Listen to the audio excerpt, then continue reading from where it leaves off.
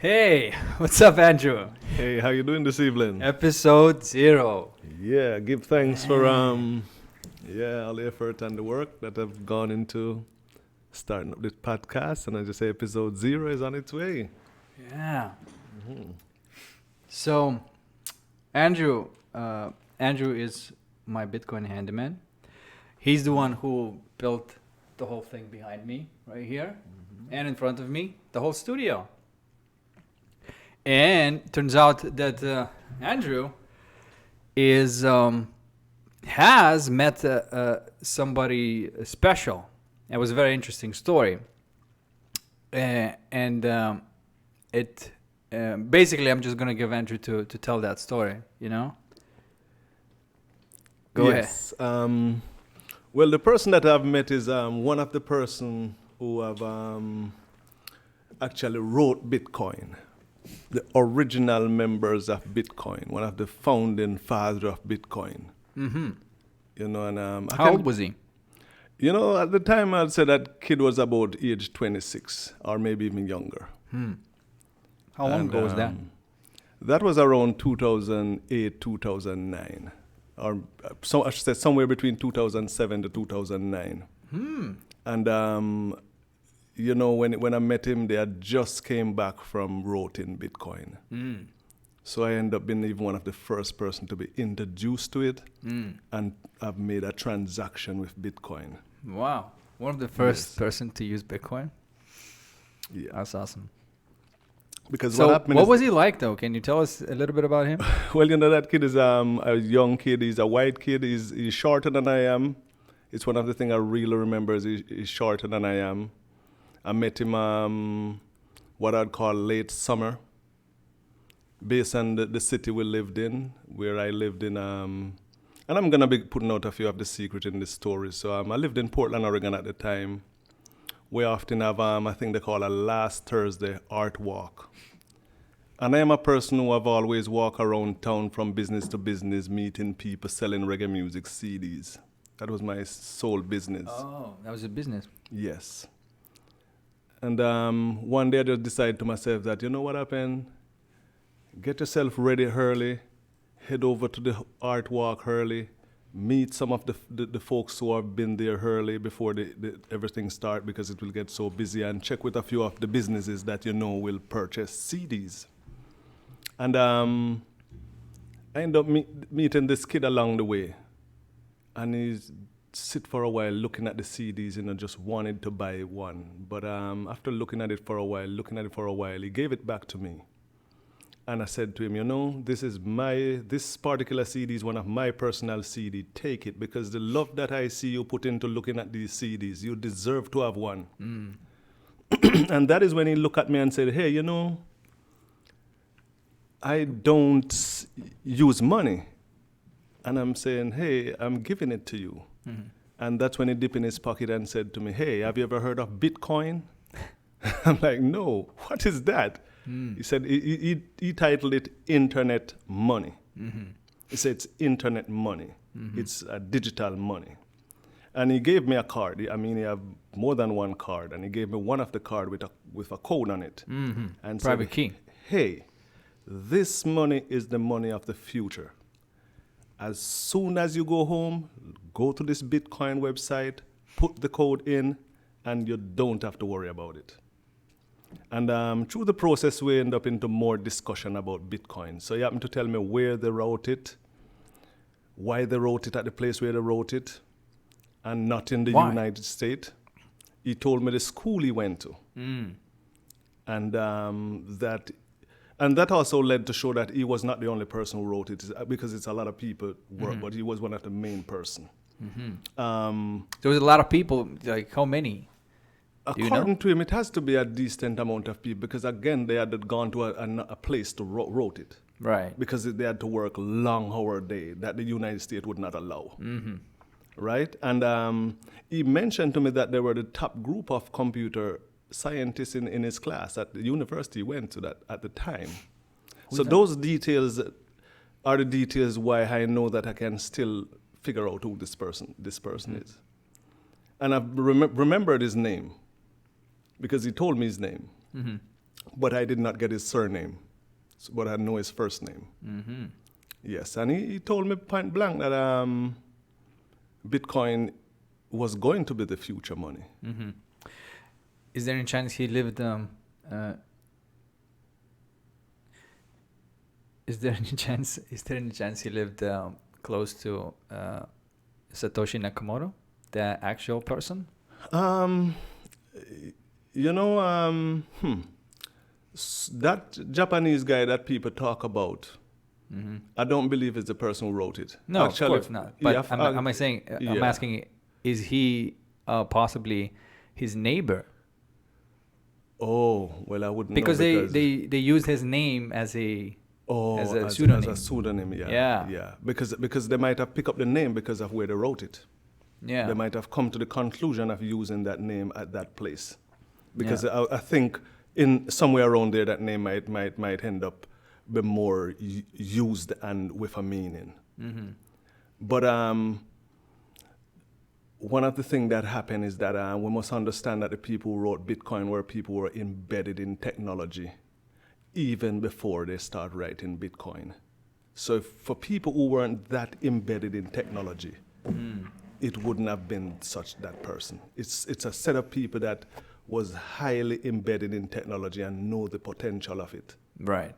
Right, that come up. And that's why I strongly believe that these kids in this university were the computer scientists of the time. Mm-hmm. And they really had know what to do. And they have done a lot of work. According to what he told me, it wasn't a little bit of work, it was a lot of work. And they work extremely long hours. Yeah, they turns out what they tried to quite a few times. You know, there were a lot of projects besides Bitcoin. There was like can't remember them, but there were a bunch of coins that was meant to be something like Bitcoin. Yes. But they just didn't amount to anything. But Bitcoin seemingly stood on the shoulder of giants because all of this base has already been built. You know. Yes. And they just used all of that basis and built on top of it, and Bitcoin was the one. Yes. Bitcoin had all, pieces of the puzzle. Yeah. So there's a few other things about the people who wrote Bitcoin too. As I said, they are anti-cash. Because the guy, that's what I refer, is like, I don't use cash.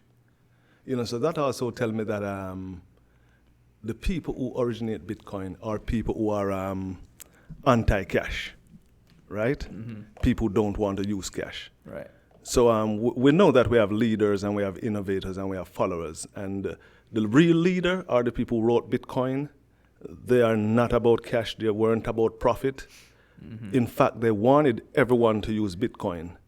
However, the innovators, I believe, really took it to a different level, much more than what it was when it was written. And there's another thing that I can date back to that tell me that this guy was was the original guy of Bitcoin. Because he told me something that I heard back on the news, right? And it happened the exact time when he told me. Actually, a few days after I met him, I was driving down the road listening to the radio, and they said, hey, Bitcoin, the owner took up millions of it and he's gone. Well, that's exactly what he told me that he was going to go into hiding. Mm. And even though we are here talking on this very simple program, we can still drop something in political. The person who wrote Bitcoin, the people who wrote Bitcoin, and what Bitcoin is as a money, and it's not wasn't federally assigned. Mm-hmm. In their consciousness is that the government is against them, and the government may be looking for them. Mm-hmm. And I'm pleading for these people to come out of hiding. No, because you have done a great work, you have done a great thing for people on Earth and the universe, and there's a lot of benefit, and I think these people should get their benefit also. Mm-hmm. But if they are in hiding, they may not be getting that benefit. Yeah. But I think they're benefiting already because they may have kept quite a few of the coins. Yeah, they did so take off really a lot. Yeah. Yeah. So I just posted recently on Twitter, that I'm a billionaire hippie, that have Yes. all and nothing at the same time. Yes. You know, I think we're all like that Exactly. in the essence. You know. Mm-hmm. Right. So this idea, you know, like you being a Bitcoin handyman, for example. Yes. Yes. That idea, like, I think is rooting into much bigger thing. Yes. You know, it seems simple. You know, like, well, the person that I know who Yes. built the studio, Yes. and I paid in Bitcoin, and that was it. That was personal interaction. Yeah. There's no middleman, nothing in between, and that's how it's supposed to be. You know, you create some value in my life, I create some value in your life. Like, it's a perfect exchange. But even, sorry for interrupting, but even when we're going to talk about Bitcoin as a transaction, an exchange, it can be seen as also bartering. I don't think any government or any system should ever come in and say to someone that, hey, if you have something valuable that you are going to give a person for work, in a sense, it's a legal transaction because it's bartering, we are trading. You know, and as I was saying, even when people talk about, governments talk about not being able to track these systems, government was never able to track money. No one was ever able to track money. Money cannot be tracked, right? So we shouldn't be just worrying about what you can control and what you can't control. We should really give people the opportunity to excel with what they have. Yeah. So I actually thought of this and this concept that, you know, let's illegitimize something, or let's make it, let's outlaw something, you know? Yeah. And then, you know, they see that it doesn't really work, right? So they say, oh, we gotta do more of that. Let's outlaw even more. Yeah. And they do that. And they obviously look at that, the crime will reduce, but it didn't go anywhere. It's still there. You just don't see it. The more you try intruding in their lives, the better defenses they're going to have, and you're not going to even know what kind of underground life you're creating. Yes, you know? there are a number of things that even beyond Bitcoin that are facing the same thing now. For example, just a little touch on politics. If people talk about like a woman's right to choose abortion, it is said that if they ban abortion, you're going to have more of it underground, and it's going to be worse. Right. We talk about guns, and sometimes it's the reason why they say, you know, it's better to have a system where people can be registered, because if they are not, if you leave them to go take it out of the market and then people go behind the door, and well, I think that's one of the things why Bitcoin took off, because as I recognize is that Bitcoin didn't really take off in the United States first. It take off internationally.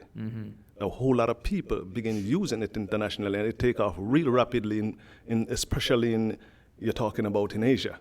Right. Right? It really take off over there. And then here now people saw the value in it.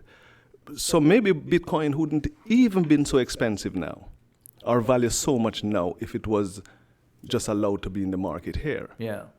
Right? But trying to hammer it down, see it break out somewhere else. It find its niche somewhere else. Yeah, it finds its way. Yeah. And that's why I don't think Bitcoin is something that is stoppable. It's not up to us anymore. Yeah. And like, it's an entity of its own that is just growing and taking over our minds. Yes. One by one, you know, and we're becoming these like Bitcoin followers. Like, Bitcoin becomes like some sort of thing that's pulling us towards something. It has awesome. the magnet now. It has the magnet. But let's look at Bitcoin and even the people who wrote Bitcoin, and when they just came with it here. You know, look at what it valued. As I said, remember in my mind, when I met this person and I got this Bitcoin code, it valued maybe like 0.009 cent or something like that. Right. Way below $1. It didn't value anything when it came out, of course. Right? Yeah. And now it's it did actually represented some value, because there was time and energy that was consumed. So there was already intrinsic value that you know, we all share. Yes, but Yeah. the transaction power at that time wasn't so strong. No, of course not. no. How much it says for one Bitcoin now? Yeah, I know. So from interesting thing you said that it's flipped. You know, it was Yes.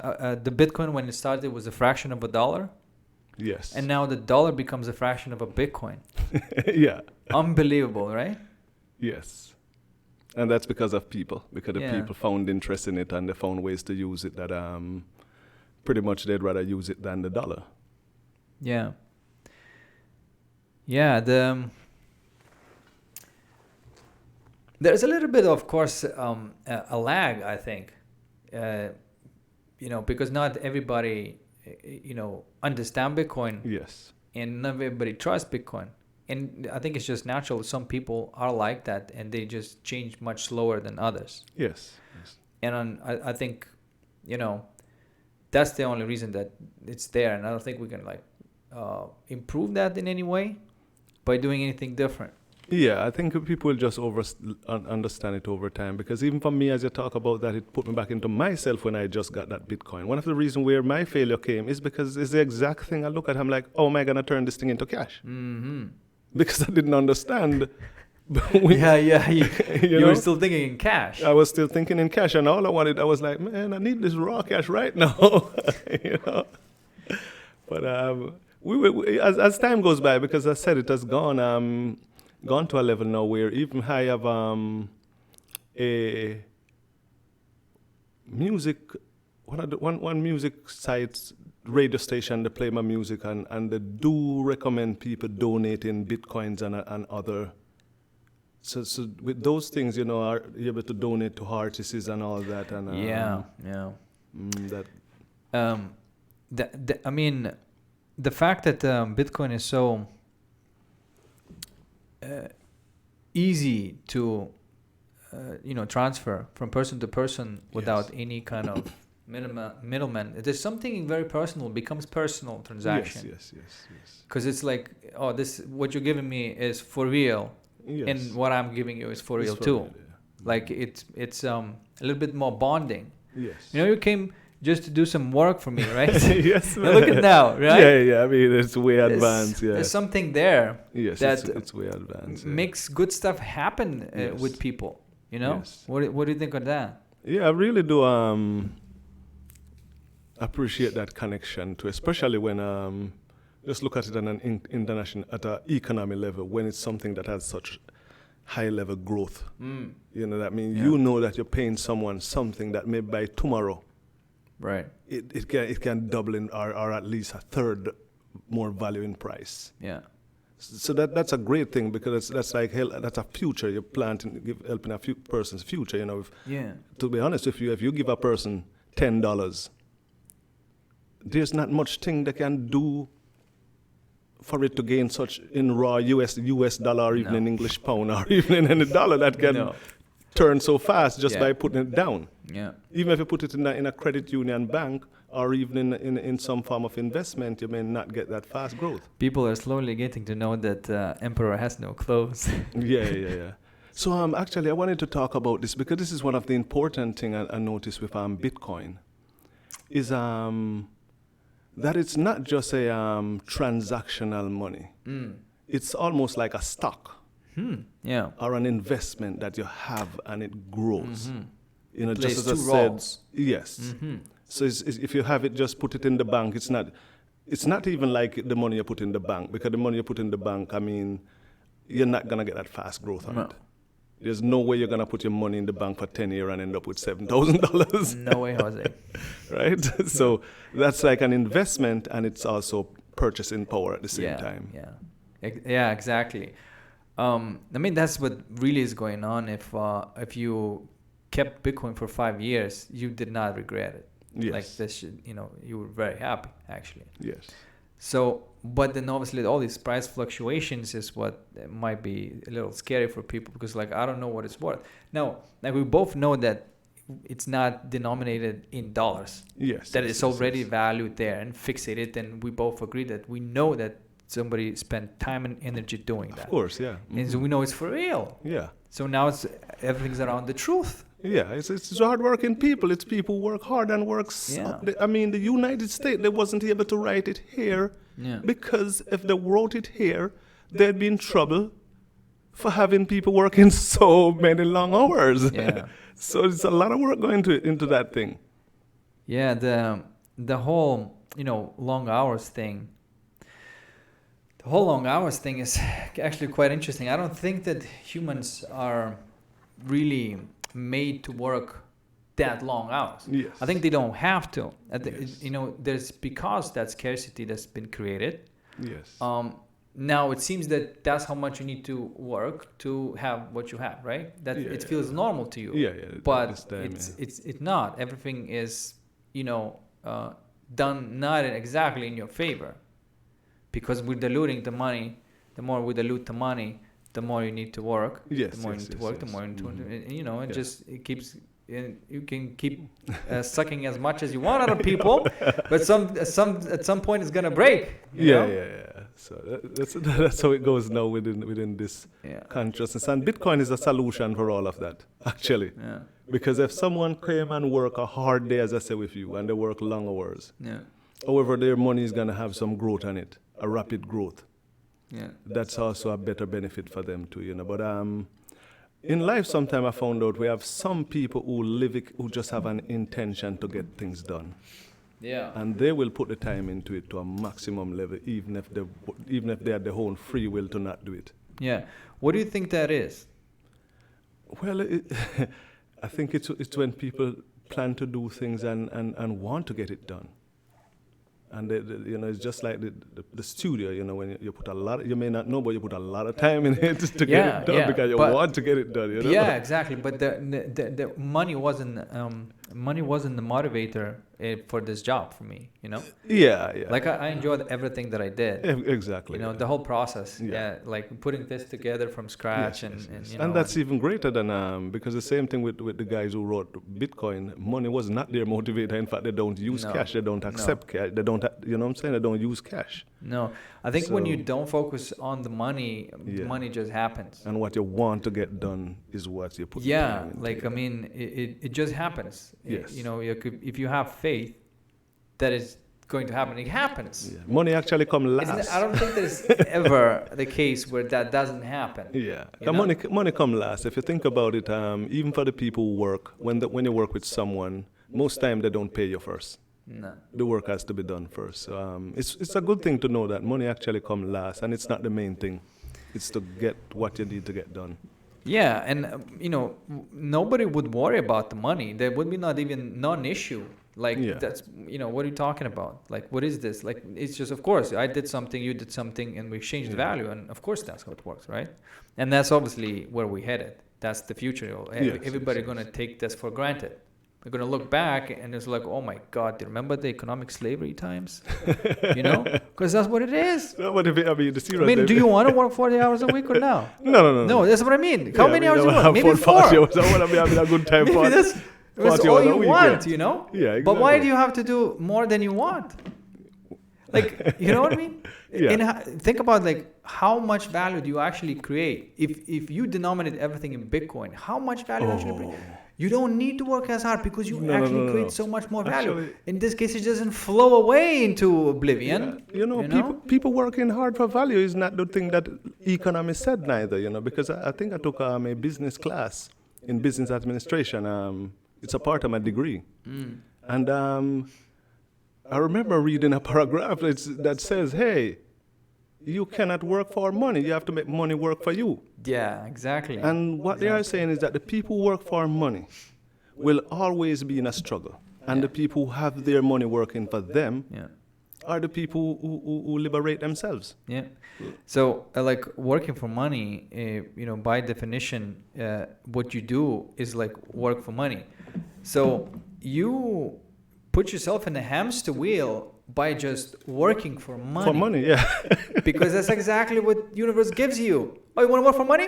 That's exactly That's what you what want. I'm gonna Yeah. Exactly. Well, you It's so make money simple. work for you, though, and that's what you get. And when you Yeah. get money working for you, You that's get like what you want. Yeah. That's exactly what you want. Yeah. But you also say like, no, I don't actually want to work for money. You know, I don't want to think about money. I think it would just a normal, you know, exchange kind of Yeah. thing. And then let me just follow what you know is in my heart. What I want to do. Yeah, and it's scary to do that Yeah. at first because you think, you know, wow, you know, you have that false sense of security in that enslavement camp, you know, Yeah. and that's, then you don't want to leave that. yeah, but It's just like with those elephants. Yes. They take a little baby elephant and they clasp, you know, this metal, you know, ring around their feet, legs, and they chain them to something, Yeah. so to the ball, right? So they can't move away from it. Yes. But then they become, you know, giant, big, powerful, and all they have to do is just clasp that ring around the leg, Yes. and a big, giant elephant is not gonna move with the ring around his leg. Yeah. You see what I mean? Yeah, it's bred that way, yeah.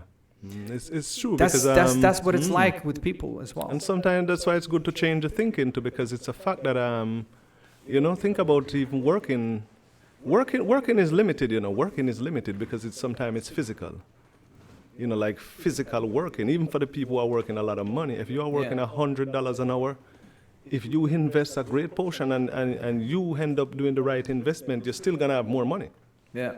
Right? So in any case, even when you're working more money, if you invest, you have more money. And if you're working a little money and if you invest, you're gonna still have a little more. So Yeah, I guess there has to be a balance. yeah. You have to like balance it out. Like you can't keep like putting into the future because you always live in the now. Like what are you doing? But the future is a no.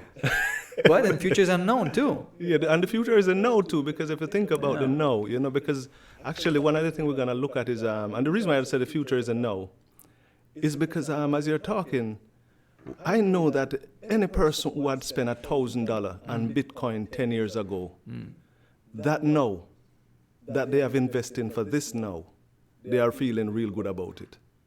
Because, and the reason why I said the future is a no is because there's no time. It's actually activities that are changing, Yeah. right? And I think we should look at it and say, even when I'm 90 years of age, it's now. It's still now, yeah. It's the now, and Exactly. you should really prepare for those times if you can. Yeah. Because those now are gonna need resources too, you know? So you know, the thing about that, about the now, right? You can live life and say, oh, I don't have to worry about the future at all. I'm going to live in the now right away. Yeah, Or you can say like, hey, I'm going to be live in between. I'm going to live in the now and then, Yeah. you know, balance my life. You know? Well, the way that I look at the now is that the now is the present and the only present. And all my activities are going on in the now. You know, that's what we're doing now, you know, we're in this now. And I'd like to know that in the now, because it's going to be now just the same when I'm 90. That or even for the same what you're doing now and your investment and all of the Bitcoin, right? I mean, think about having one Bitcoin then maybe valuing even 50,000. Yeah. I mean, Yeah, exactly. And, you know, that's not that far-fetched and not from, not too far from where we are right now. yes, no, yeah, That's, you know, we're talking about 200, you know, yeah, then maybe pull back and then 500,000, 500,000. yeah. Like Actually, that's just like, that's a given, you know? Yeah. And Actually, I mean, Actually, to tell you, it's one of the reasons why I really want to accept business coin as a handyman, business coin as a musician, business coin as an art teacher, Bitcoin, I should say, or what I call it, business coin, Bitcoin. Because it's the same thing as that in this now, if I accept Bitcoin now, this now, and I keep it 10, 20 years, right. when I'm going to be calling it now. How much money you have in the bank now? Yeah. I have 10,000 Bitcoins, right? And each one value $7,000. My point is that, you know, which way you're going to choose your life to live your life, right? Always Yeah. in the future. You know, I think that's the worst one Yeah. because yeah. then you never really enjoy Yeah, the moment. exactly. It's always worrying about the future. And then you can balance it out. That's also, you know, it's not really balanced out, because I think there's another level where you just let everything go Yeah. and say, I'm just going to live right here, Right right now, and let's see what the hell is happening. Yeah. But you can't chicken out. You have to keep going. Yeah, because it's And- always now. Yeah, and see what the always now brings. Yeah. For a change. It's always now. Let's see if now brings something much more magnificent than future. Thinking Yeah. about the future all the time. Yeah. Maybe now is gonna make that future best way possible. Exactly. You know? Is this activities, because and the reason why we think about future, as I said, that's why I kind of like breaking away from future and more saying that it's now. Yeah. A minute ago was now, a minute later is now. Yeah. And Always now. and it's always now, and we always, as I said, living in the now. We have to do that, Yeah. and it's true, because it's the things you do now that's gonna lead to the things. Like, if, for example, you Yeah, know, exactly. The things you do now is going to lead to the future. So why the hell do you think about the future? exactly to that now. So Yeah. it's all activities. It's not time. I don't see where time time plays its part in human society, but it's not the foundation thing. Yeah. The foundation thing is just now. Yeah, absolutely. Yeah, man. See, I have to switch this camera manually. And it's a pain in the ass. But I'm gonna have to hire somebody to write a little code so it switches automatically based on the voice. Yeah. Like I said before. But for now, that's what we have. Mm-hmm. Man, so the whole idea of it just evolves like that naturally. You Yes. come over here and then we talk, and and you like Bitcoin, Bitcoin, I know Bitcoin, and here we are, like Yes. it's a different level, different. Like if I ever get something, something's broken and I need something fixing, like I know the guy in SD. yes. He takes Bitcoin and is gonna do the job from his heart. Yes. And you happy to give that person money. Yes. Because it creates something awesome from his heart. And you know what I mean? And I'm telling you, I'm happy to be receiving Bitcoins, because even though I talk about the person who wrote Bitcoin, give me those codes. Right. Unfortunately, I don't know where they are at. Yeah, well, that's sad to say that, but see, that's the typical issue, yeah. Because people underestimated Bitcoin when it came out. That's what happened. Yeah. And I mean, it's natural to do that because look, what is this internet money, But those people who were more of a visionaries, Yes. they saw that wow, this seems like it here's to stay, and nobody's gonna stop it. So those people kept their keys, Yes. yes. But the rest of the mortals, they haven't. Yeah, I think what happened to me most of all was a attitude that many people may have, and I think I may call it because one of the things that this person pointed out to me, remember that he gave me a website. Hey, as you go home, that's the first thing you should do. And, to be honest with everyone, I hope my computer I can remember. Yeah. Sit at my computer, started to put the thing in, and said, hey, you know what happened? I'm just gonna have my dinner and do this another day. Yeah. And I keep putting it off and then now when I heard on the radio that he took it and took off, and I know that he told me, and the value actually fell real bad, then I just put it aside and never looked back at it, Yeah. And honestly, as I said, I study business administration in school. It's one of the things that I have in my degree. And a part of my class is studying the stock market and studying how to buy stocks. And after going to university, and I came to San Diego, I went to university for a year, and I came back and I'm like, hey, I'm going to do some of these things that I learned and do some practice. And that's when my mind hit me and said, hey, what about your Bitcoin? Yeah. Take a look at it and see what's going on. That time, actually, this is amazing, because this is around 2015. Yeah. Bitcoin was $1,200. Yeah. And since 2015 to 2019, 4 years, how much is Bitcoin now? Well, 8,000. Exactly.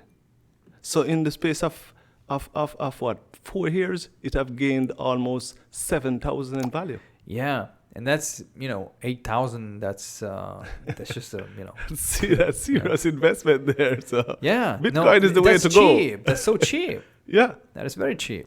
Yeah. Like, and so like I said, you should, really try to get a lot of work for Bitcoin. Yeah. You know, like this year. Seriously. Yeah, because the next year is going to be easier. Yes. And the next year is going to be easier. Exactly. And then you're just going to make art. And it's just growing in value. I mean, Yeah. seriously, the next 4 years, I mean, that was 4 years, $7,000. Yeah. I mean, that's the best investment a person can ever have. Yeah.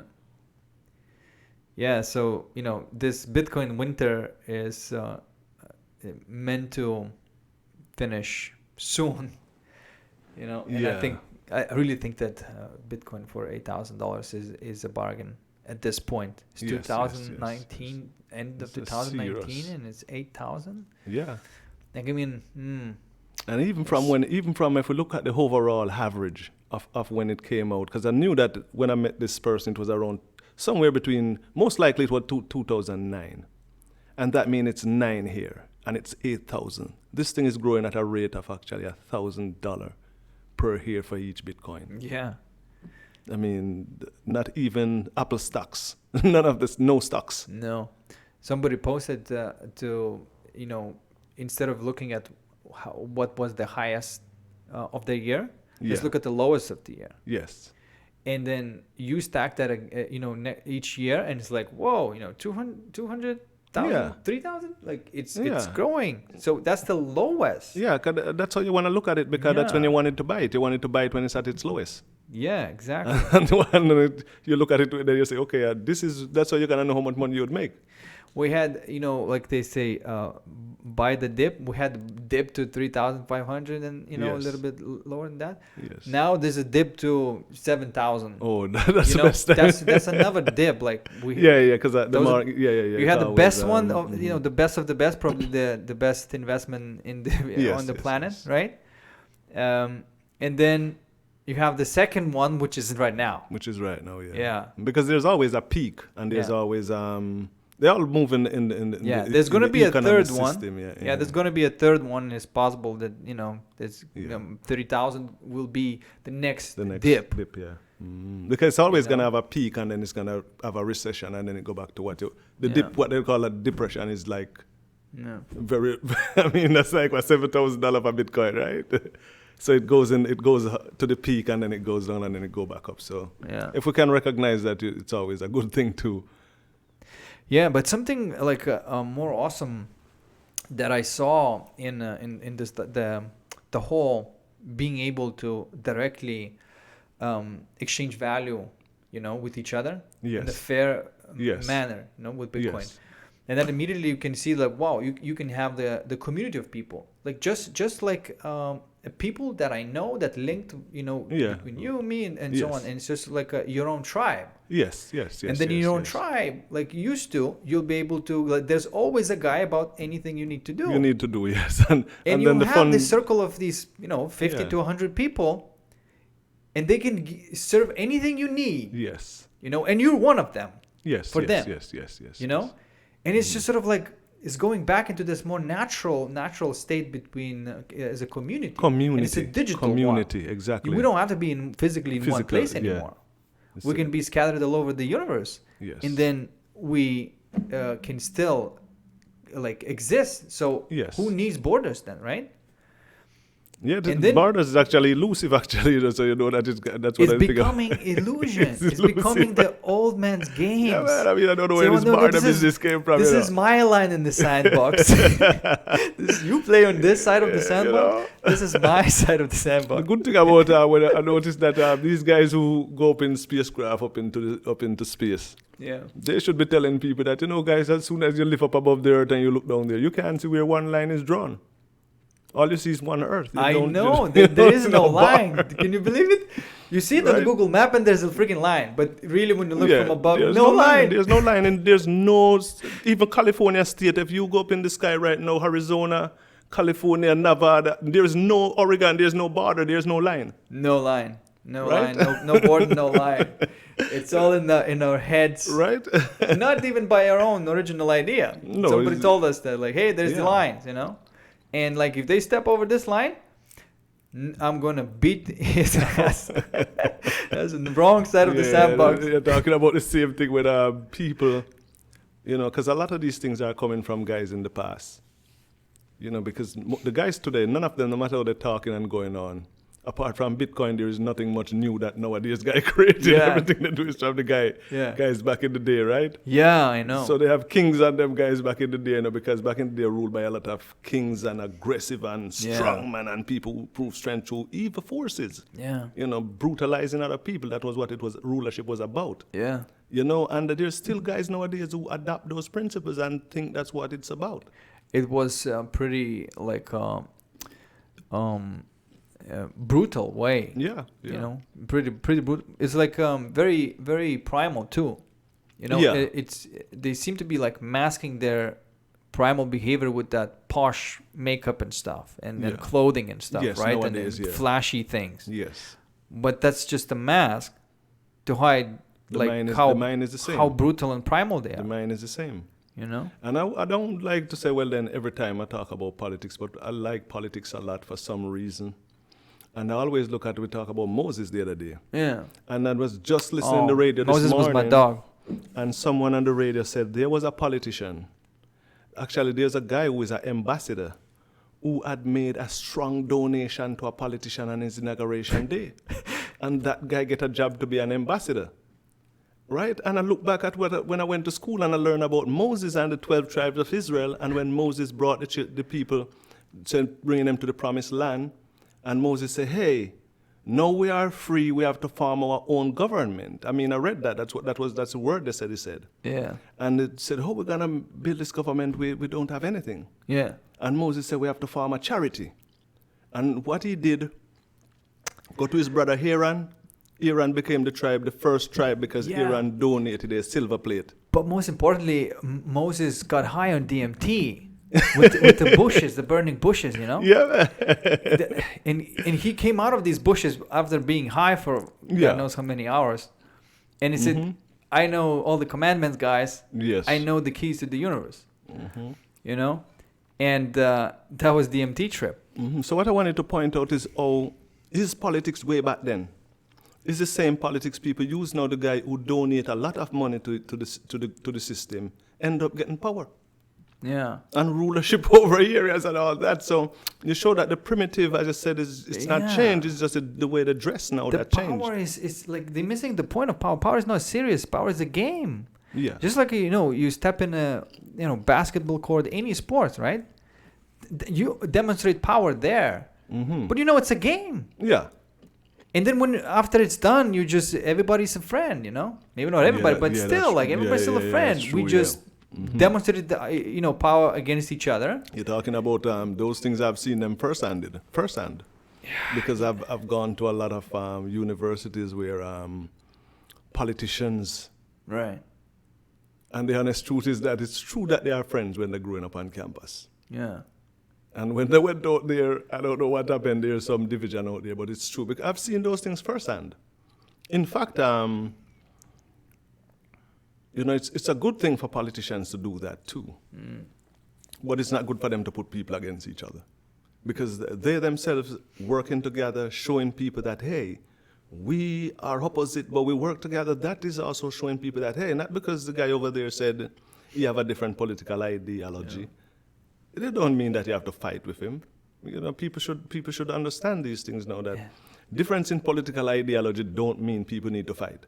No, it does. Right? Oh, that's such an interesting topic. I mean, I have a quite simple breakdown of all the ideologies, and I don't see any problem. Yeah. And the way I break it down is every single ideology plays its part. It's already there. Yes. Okay? It's already there. It's like whether you like it or not, we just put the name on of what that is. That's what, exactly. We're already having the communism in our family, in close people, in our community, and relatives. That's our communism already. Then between friends, that's our socialism, right? We have each other's backs and stuff, right? That's what socialism is. Yes. And then when you're trying to engineer something, when you're trying to build something, that's fascism. You need the precision, order, everything, business, business functions. Yeah, exactly. Now we want to have that working like a well-oiled machine. Fascism. And then when it's outside that, then everybody's chill. Back to socialism They again. want to make you profit. know? Want to sell this stuff and get and give it to people and share. Even actually, to tell you the truth, capitalism too is not just about money. No, It's so because- that kind of leads me to the capitalism, which is like obviously the thing. Then when you're talking about exchange of value, that's capitalism. Yeah. And because like you don't want to, like I said before, you don't want to taint it with like socialism, because it's just like a playing the game. And it's just like, hey, no, when you're coming with the socialism, it's like playing the card games, and everybody, like somebody drops the bunch of new cards and messes the game up, And it's like, hey, no, that's not how we want to play capitalism, because it's a game also. Yeah. And if you come in and you ruin the exchange of value, which needs to be fair exchange of value for that game to work, and then you dilute all that kind of stuff, then that game is not interesting anymore. It says stop ruining our game. Yeah. But we're not also saying that that you should do your thing, or at least when you need that, socialism. But that's a separate container. Yeah. It's a separate It thing. have few rules in it that Yeah. that are different from capitalism. But with everything with everything, as you said, there's never a total right and there's never a total wrong. Yeah, Because we there's know that always a in- middle ground. A middle ground. We know that in capitalism, and the reason why socialism come around again, as I said, is because of capitalism and communism. That they'd always be at fight with each other, fussing. And with capitalism back then, they are not about, even until today, they are not about workers' right, and they are not about paying people. No, equal because that's pay exactly and- what yeah. ruins the game. They don't want the handouts. They don't want something that is Exactly. not like equal exchange of value. That's the rule of the game. So like, hey, if I create something, whatever you're giving, you better worth something. Yes. But yes, if somebody comes in and gives you something without you actually, exchanging value fairly, it's ruining the game. It's corrupting the game, yeah. It's corrupting the game. And it's the same thing when you talk about overworking people, underpaying them, and so. And then again, it's true because these systems are not merely the people who are always running them, and the problem is always not the system, as I said, it's the people. Because as I say, if you have people running the capitalist system and they are not treating people with the right pay, they're not paying people for their work and all that, then it's not really capitalism, it's the people. Yeah. And I think that's what happened to socialism too. When you have leaders who are corrupted in socialism, it gives a bad name. And for communism, it's the same. When you have people who are like really coming into a communist society and decide they have to rule people, they have to have a tap on people, they have to suppress people for them to... What's up with that, man? Yeah, that is not even communism, because in communism, we don't, everyone's supposed to be a part of the rulership. Everyone is a government, everyone partake, everyone is exactly. equal, What's right? up with that? So in that system, you shouldn't have any strong man. Yeah, So- like, what is up with the whole power situation that's happening? For example, we elect the leaders, but we elect the leaders so they lead us. Yeah. Don't not rule over us, right? No, That's but the whole point. That's what I think. I totally get the idea from kings and those guys Yeah. back in the day. 'Cause those guys, kings being ruler, Yeah, like Yes. so. Okay, so let's get that straight, right? And but then, that's what they say that they're gonna do. But Yeah. when push comes to shove, for some reason they come up with all these sort of like laws, and that it's okay to get like lobbyism and all these kind of things. You just something that is supposed to be protecting, they're just opening and wide up, and then of course gets corrupted. So then what kind of capitalism you expect to have when you are not playing by the rules, by the monopoly rules? You ruining the rules and saying, hey, play the game. Nobody wants to play that type of game. Don't mess the rules. Yeah, it's true. It's a lot of what they take for capitalism. Like even the class structure. The class structure is not really capitalism. Yeah. Because capitalism is supposed to allow everyone to freely expand too. Right. But in the class structure, it doesn't allow a lot of people to freely expand. No. The people who claim they are in that top in that whatever they want to call their class, the one who claim he's at the higher, he's suppressing the ones who are at the lower. So they are having it difficult to, because what he's doing there is that if he allow them to reach up there, then it's more equality again. Yeah. So you understand that the class structure is broken down. So maybe even the concept of class structure, we should move that away from capitalism too. Yeah. Yeah. What do you mean, like hierarchies kind of thing? Yeah, like most likely, like in this Western society, we have a first class, a second class, and a third class. You know, like where there's a first class are the people who have a lot of money and growth. Yeah. Middle class are the people who are just the working people. So I must remember that. Then you have the third class, which are the more lower income people. Yeah. Right. So, but look, like I think like if you create Bitcoin economy. Yeah. Right. Let's say, I think people are going to be likely doing exact same things, but without suffering. Yes. And as much as they want, not too much, not too little, just perfect. Yeah. But it's not going to stop. It's not. But then they'll do enough for the money because of the joy. They're having a lot of growth. How would it be freaking awesome that everybody did something for just out of the sheer joy? And they're gonna have a lot of growth. And nobody's forced to do shit. No, seriously, we're talking about Bitcoin, like for like in the class system now. Yeah. Even the guy at the low income class, Yeah. even now on a monetary level, Right. if we get all the low income people to start accepting Bitcoin, Yeah. they are gonna be extremely pleased.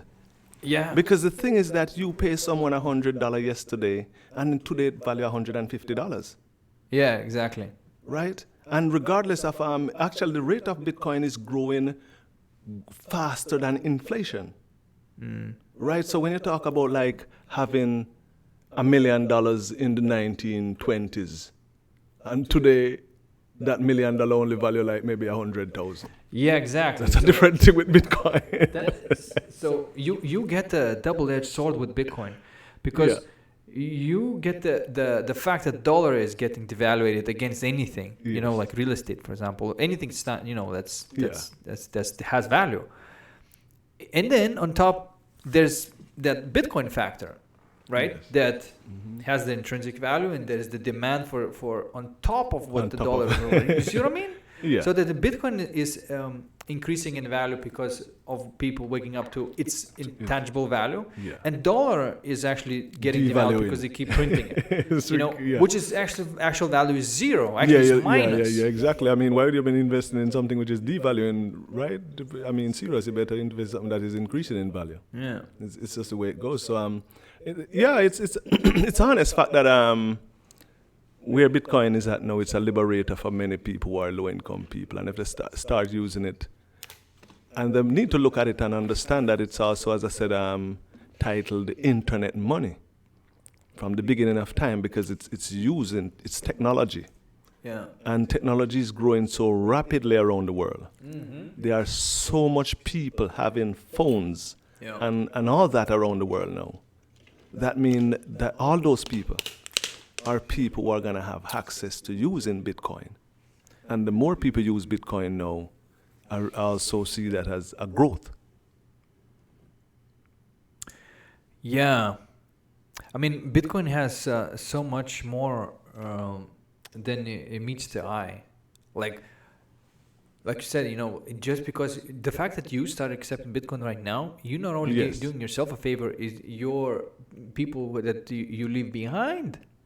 Your children, your grandchildren, like that's what, it's like, my granddad was that person who actually started using Bitcoin in 2019. And they gotta like, hey, back then Bitcoin was $7,000 I was like, whoa, he's so cool. Damn, that was like nothing for it, but no, seriously, think about it, like. It's a Bitcoin family, it's a Bitcoin kid.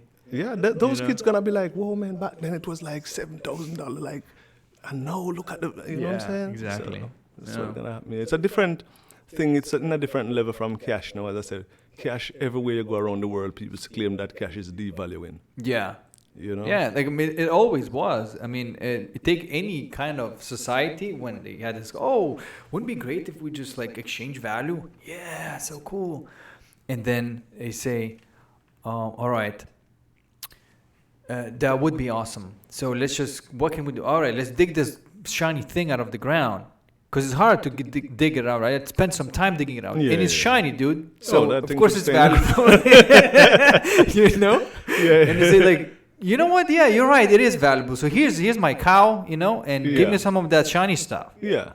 You know, that's how it started. Yeah, exactly. You That's, know? that's how they start back. But in then the what? day, yeah. But then was like, oh, we had the structure, right? Then people started minting the gold coins. Yes. And now when you have a coin and somebody is in charge of that, they're not meant to dilute that coin. Yeah. But then they start diluting that coin. Yeah. They put all this, crappy metals in there, just make it look still like gold. Yeah. But it's not gold anymore. And then this is how you start ruining the economy, because you are pretty much, Yeah. shoveling the buckets of monopoly money when somebody's playing Monopoly. Yeah. Because you're ruining the economy. That was evident. Human being came up on those ideas. Stupid. Really easy. Nobody's benefiting from, not even them. Yeah, they come up with that idea easily. As you know, actually, it's amazing that if you study business, you can find a lot of things that you'll be like, whoa, the original business is actually corrupted. Yeah. And what you're talking about is a principle that people use that even this water bottle we have here, when this company just came out, Yeah. their water bottle might have been thicker. Yeah. Yeah, exactly. Bigger. Look how thin they are. All these They're not these 50s, curves, right? 60s bottles, right? Like, they Exactly. were like So, rugged, the guy's glass, making, like, thick, Yeah. like boom. So they give you good things. It's called Sorry, name sorry. brand. It's Yeah. like you go to DC to buy a shoe, or you go to Nike or any of them to buy a shoe, and when the brand just came out, you get the real good material. Yeah. After that brand is sold, after the first amount is sold out, people wouldn't know. Nike, DC, Vans, all of them. Look at the second set that came out. Those are called generic, Yeah. and they use weaker material to make Yeah. it. So I really do see where the money, and even until now, they're gonna make money out of weaker material in times to Everything come. becomes faker and faker Exactly. and faker. You buy the chair, you sit down, made out of paper. Because he's stretching his material to Stretching sell the to money, more stretching material. You can't win. Stop stretching the money. Exactly. It's So stupid. That's what I do, man. I'm telling you, like, most people don't know, but that's man. I've known that some of the most name brand companies make their own generic stuff and sell it at a cheaper price as time after the brand become popular. It's cutting the branch, the one you're sitting on. That's what Yeah. that's what it's doing, Like, why would you do that? That's what I do, yes. But that's what I do. Yeah, but that's what they do, man. That's what they do. It pays them too because Give me some of those nuts, man. if you get someone, actually, I think the reason why Nike and DC do it is because they are trying to suck in newcomers too. Because think about coming up with a new brand new, like the brand new Apple phone, and say, well, then it value $1,500. And that's actually an advertisement. And then all the people, like, few guys can buy it actually. I mean, it's like I pay $1,500 to advertise for Apple, right? I But know. you get a good phone. And then all of a sudden now, the other guys who can't afford it keep looking and dreaming and waiting. And they saw one come and, hey, this is for $800, and they all run Yeah. and buy it. I know. You know what happened to them too?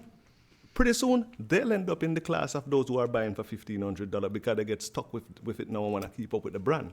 Yeah. So that's why they always come out with this name brand, then they come out with the generic to pull in new followers, Yeah. right?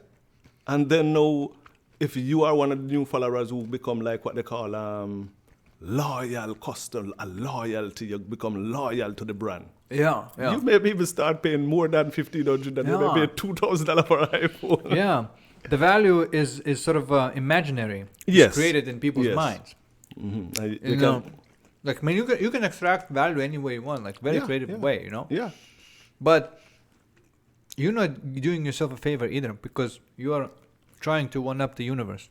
You're trying to say, I'm gonna out clever the universe. Yeah. Oh, let's see. It's true. Value is relative because I was thinking about the same thing the other day. When a person look at me and say, hey, man, why don't you let us move to Arkansas and buy a house for $20,000? Yeah, I know. And on top of that, they are showing me the picture of a house. And I'm like, what?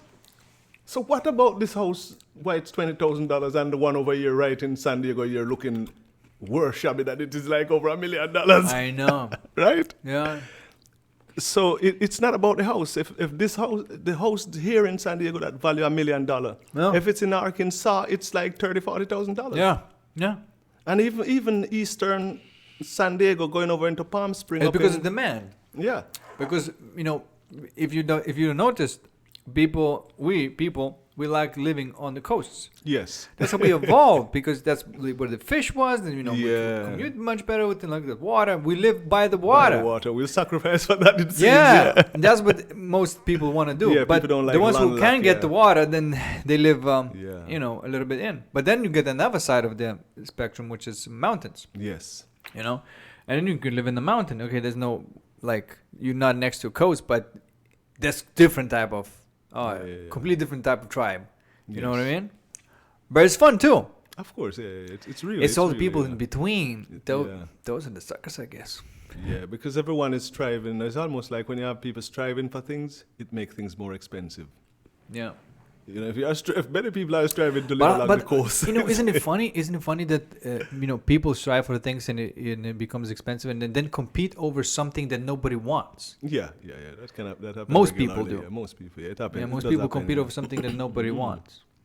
And because of concentration, as I said, It makes no sense. Not like nobody wants, but I guess nobody with the sense wants. yeah. And anybody who can recognize value can say, all right, this isn't it.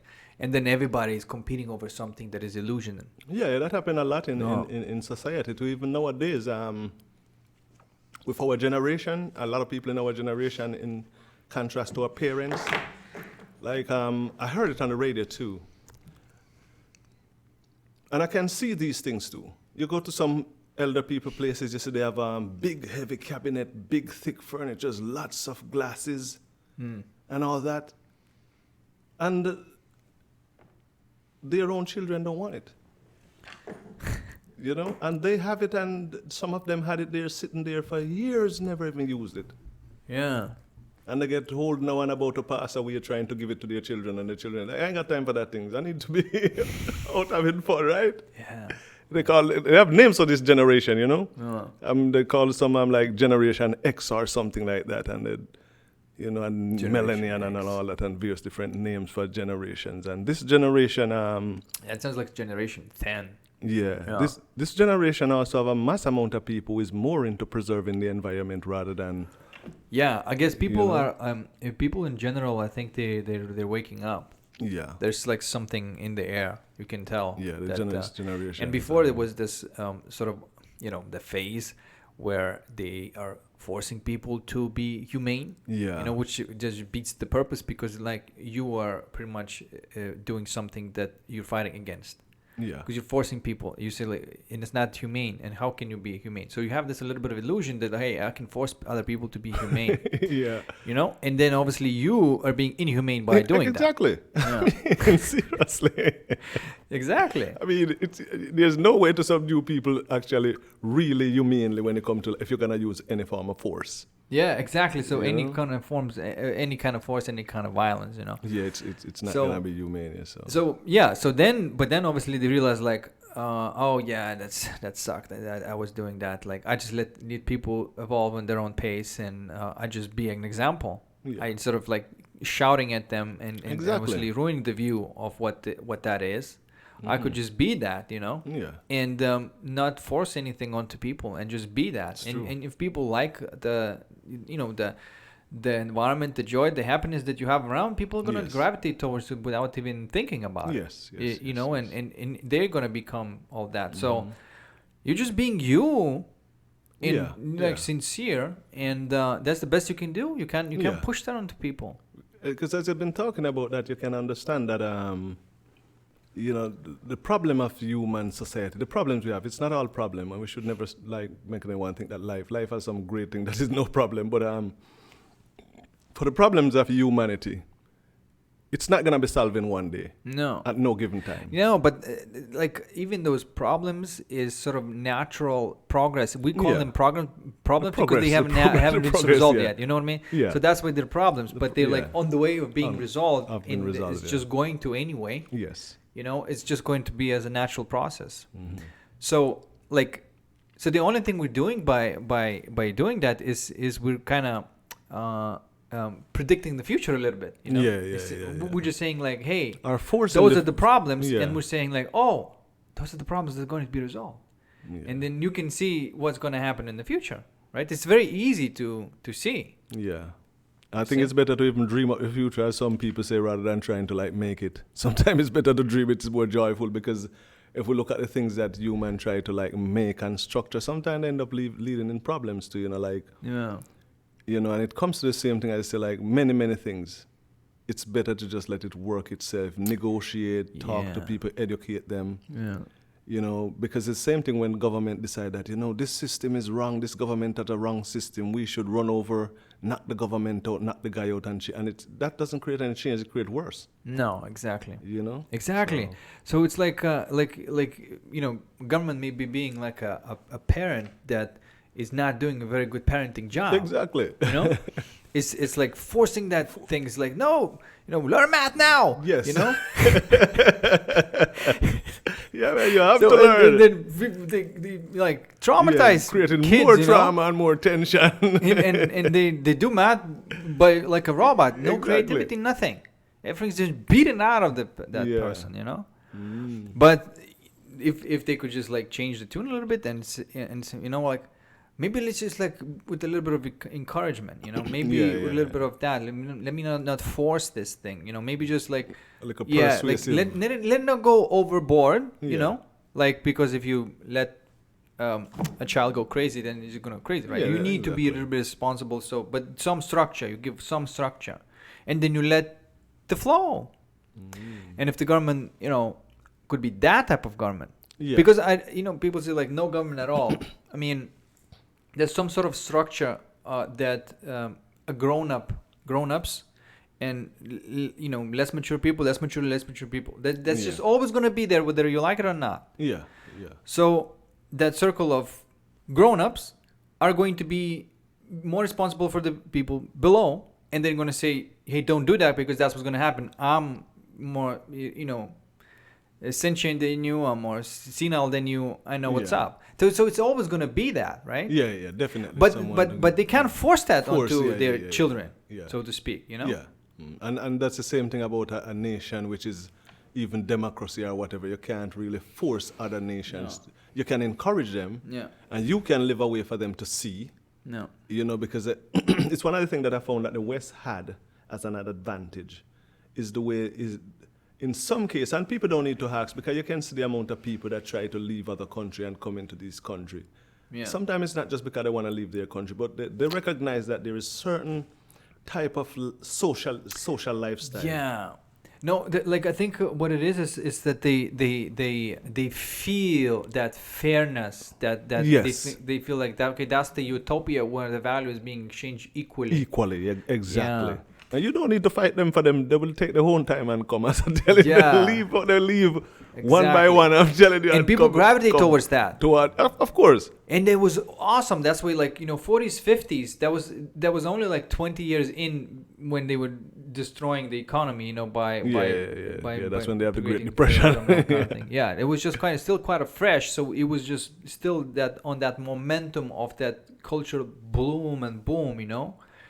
And every man had a house, a wife, a kid, job that he likes, and it was just that like a very short-lived utopian area, time zone. Yeah, but those, as I said, business guys. Sometimes we should only call a guy a business capitalist. We should call him a business guy, a guy who want to make more money.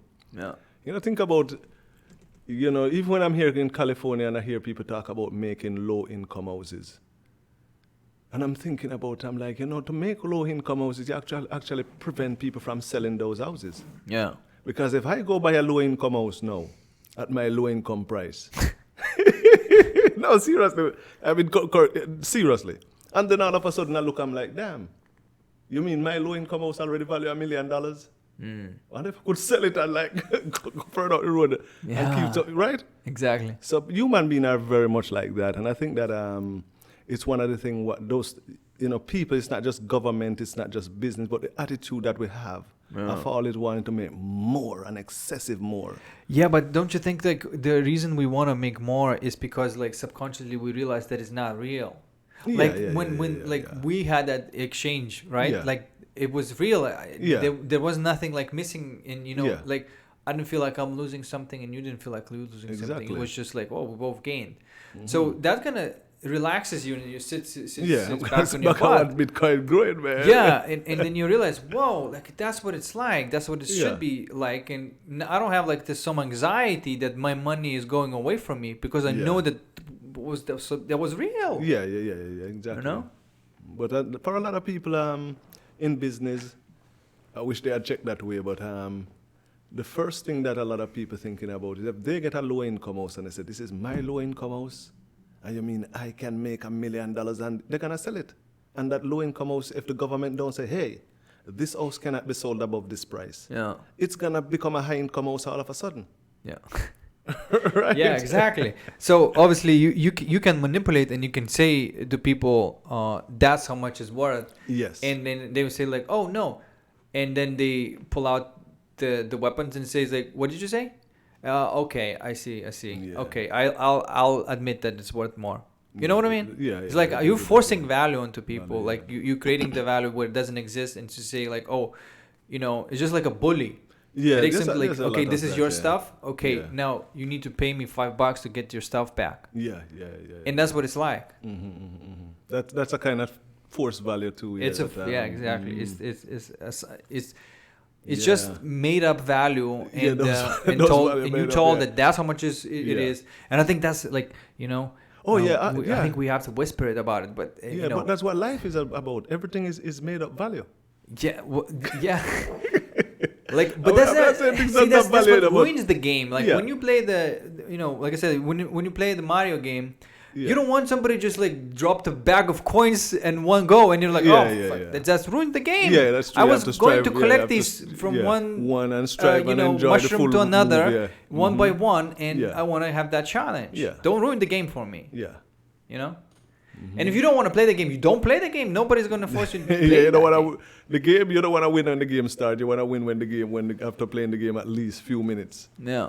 Like the other day I was watching a boxing game, and for me, it was the same thing I'd have enjoyed, even though I don't like watch people beating up each other. But I would sit down at least half an hour watching these guys hitting each other. Yeah. I've having a good time, but like in 5 minutes.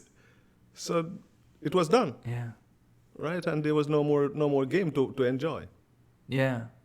I think like the whole concept of game, I think everything is a game. Yeah. And I think like, we can do, like, I think it's going towards that. Imagine you have a drone on US and then like a drone on whatever they're fighting, right? And now the drone's fighting without manned vehicle, like it's unmanned vehicle. Yeah. It's already like science, which has more intellectual and industrial power over each other, and it becomes like this robot like battle, like kids do. They create these robots and then you put it in this and then you see which robot wins. And that's how they settle like who's the bigger dog, Yeah.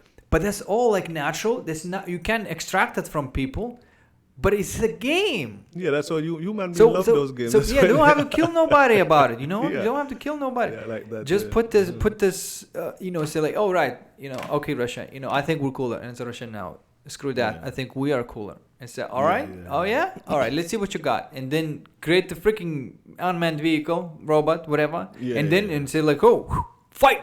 Yeah, I will watch. And then have a robot war, and it's like, lose. Okay, I settled this argument. We're going our way. And then nobody has to die that way. Exactly. Well, they could even just do it on video game. They could play video game. I mean, seriously, video game is a good way to work things out. To think about it, people at work could actually settle it on video games.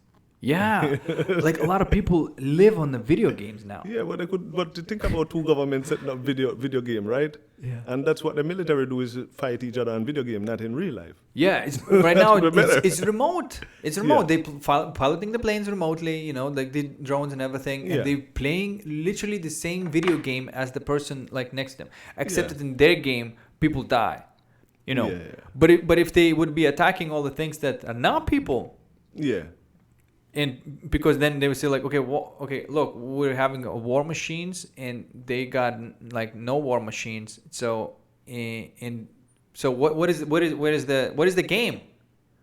There's no game. It's boring. It's like There needs some activities, actions going on. Yeah. It's so lazy and boring. Yeah. Why that's, would that's, anybody that's do that? yeah. That happened to human being a lot. You know, we entertain. We are entertained. I think we are taught to be entertained through violence. You know, like watch a lot of violent movies. Yeah. You know, and it's entertainment. And if that is not, But in it the has to movie, be entertainment, and that's why we fast like moving, watch these like video games, you know, or like you know, movies, and like there's a lot of violence there, right?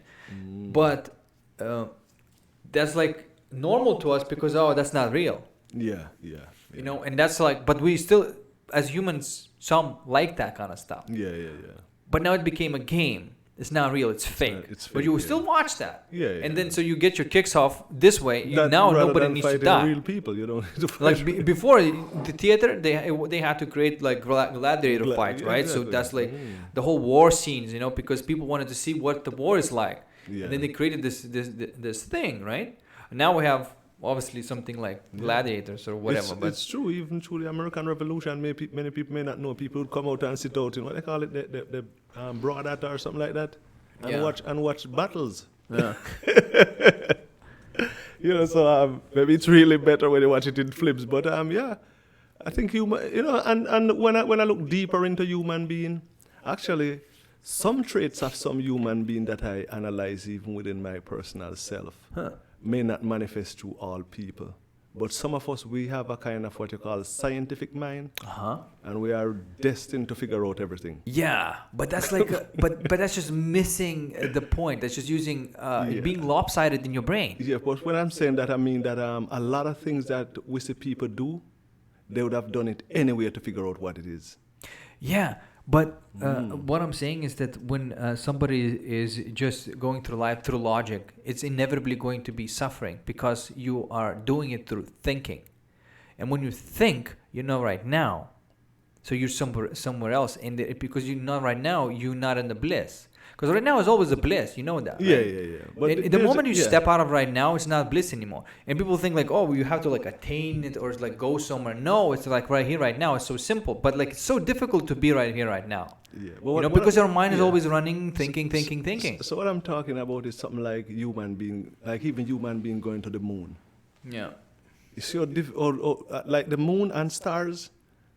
Think about it.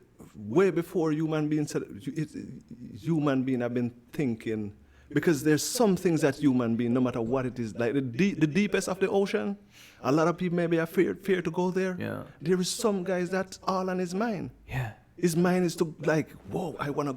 Some people are just like that. Yeah. You know, like I said, and next scenario I'm talking about, like, I'm not gonna jump off a bridge, and I wouldn't tell anyone to jump off a bridge. But I feel that if no one had ever jumped off a bridge before, someone would have done it. Yeah. Yeah. Yeah. Right? Yeah.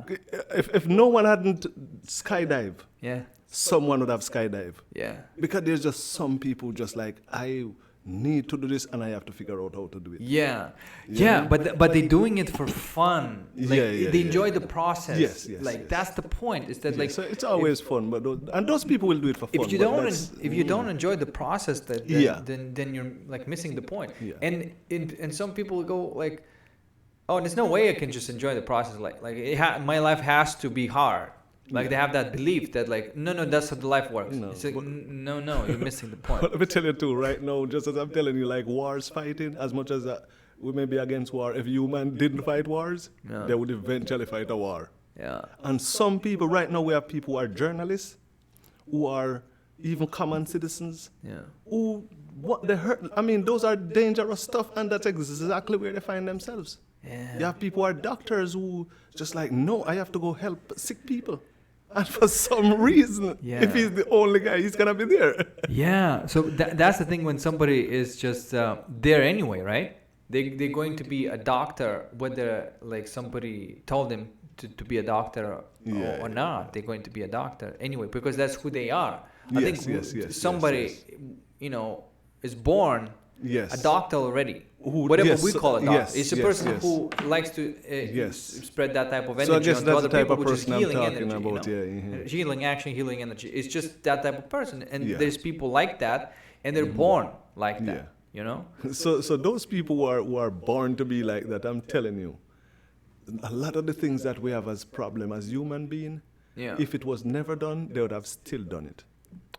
Yeah, but each person is born to be somebody.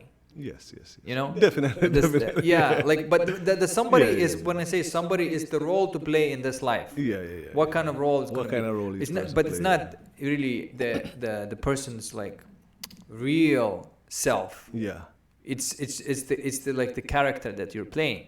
yeah. It's like I think it's Neil deGrasse Tyson said about Mario Brothers, that life is a little bit like a Mario brother. Yeah.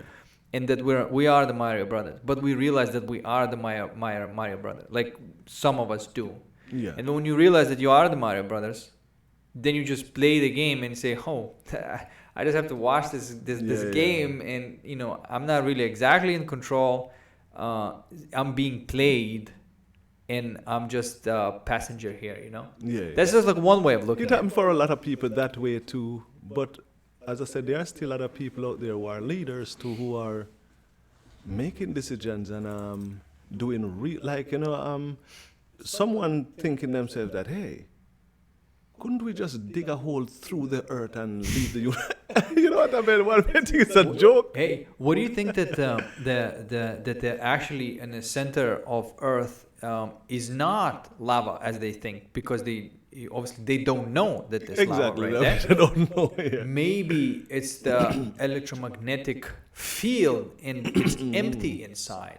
Yeah. The thing Because about what do you the think earth, of the though- theory that as you go deeper in the Earth, Yeah. obviously the pressure increases, Yeah. right? Yeah. But then as you go towards the center of the Earth, it's the opposite. Oh. Yeah, and the pressure Because I was decreases thinking that it were more because denser. you can go through like that magnetic field. Because the only reason everything is coalescing on the Earth is because of that Yeah. magnetic field running, and inside is empty, just like the whole thing, like that. Okay. Do you know what I mean? Yeah, that can be possible. What is it called? Taurus? Yeah. Taurus. Yeah, it can be The- possible because yeah. there's one thing about the And that- earth is that, that- it's layered. So electromagnetic force actually is there first, Yeah, and the yeah, matter yeah. is coalescing like It's around exactly, that force exactly. That's how the somehow. herd come You know, around, some come sort of together. relationship Yeah. like That's that. exactly that. From my observation, that's how the herd come together. But there's one thing about the herd we always have to remember, is that it's layered. It's a layer on top of layer on top of layer on top of layer. Yeah. And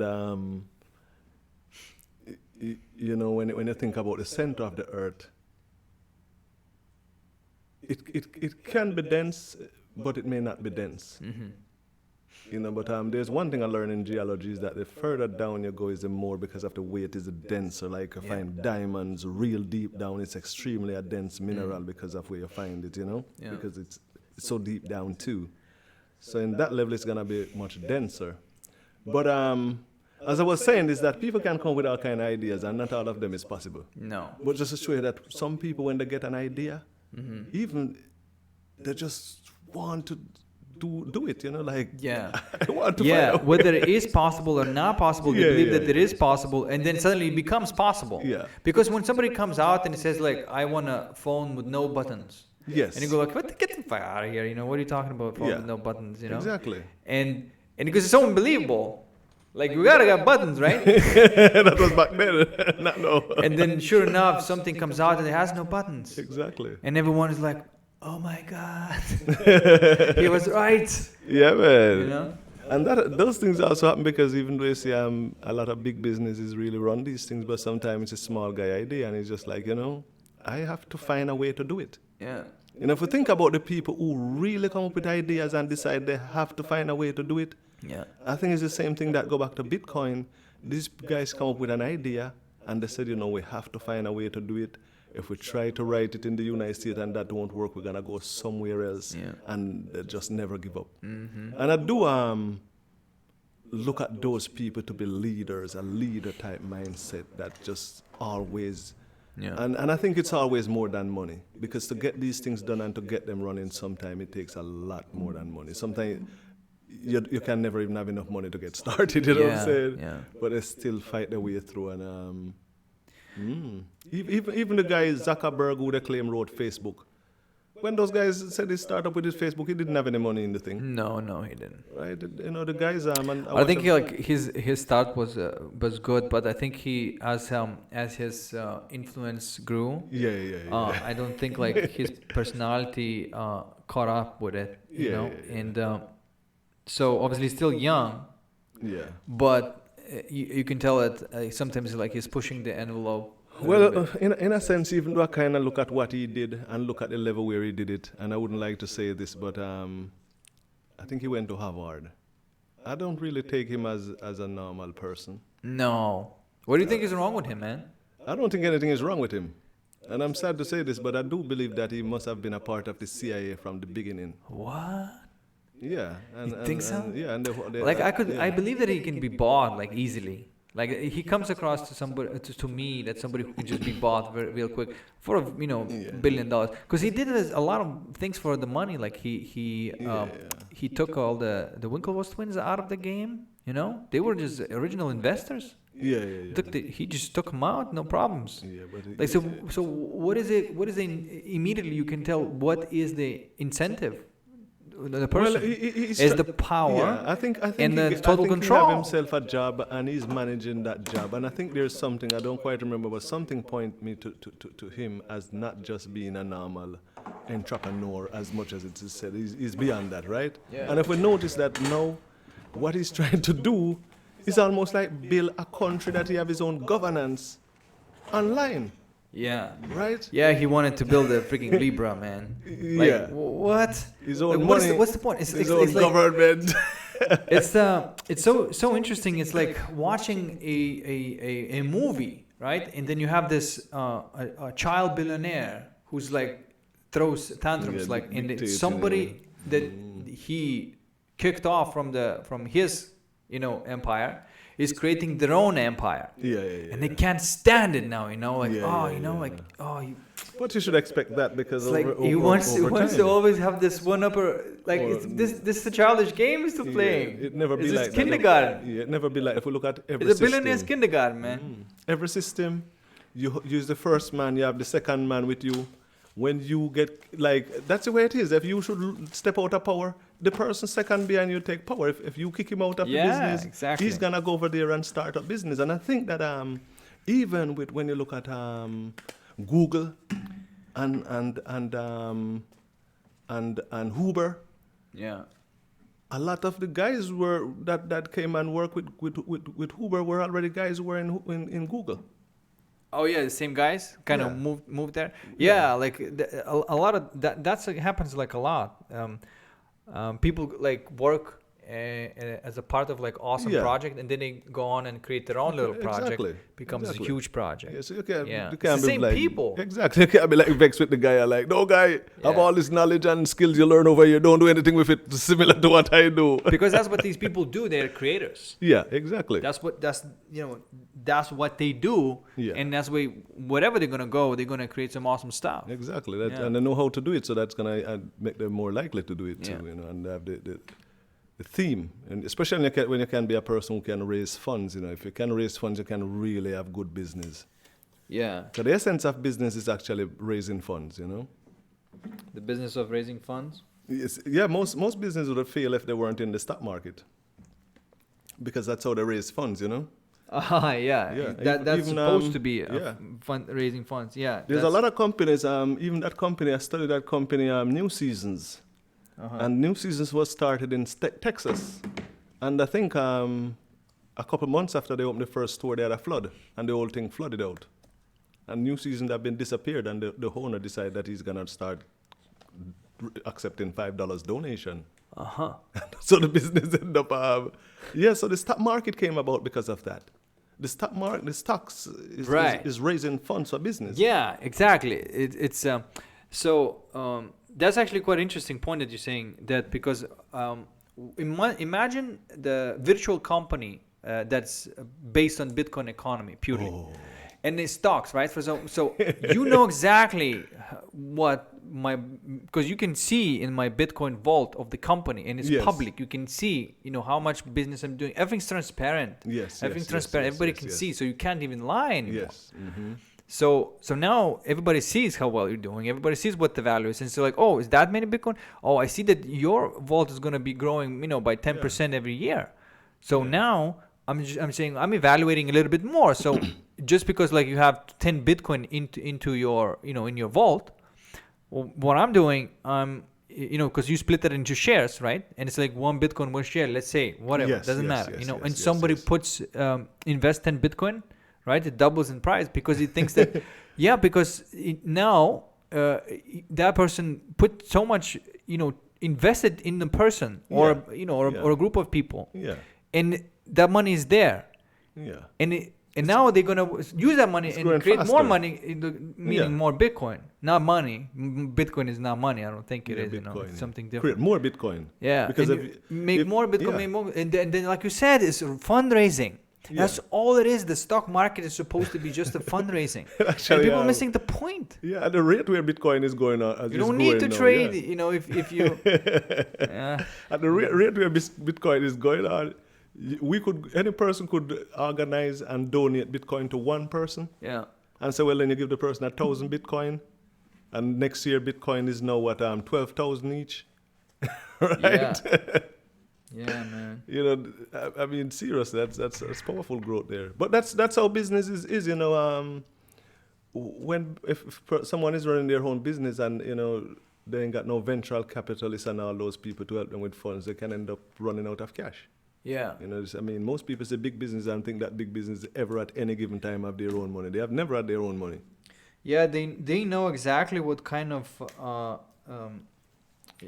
soup they're boiling here. Yeah. They know that this somebody is going to need to eat that soup. Yeah. And that somebody is going to be people. Of course. They know how to freaking eat that soup. They know how much people they have too. They study that thing they call demography. Yeah. In fact, before you start doing a business, you should always study the demography and know where your business can pitch. Yeah. And I guess all these people follow these principles, Yeah.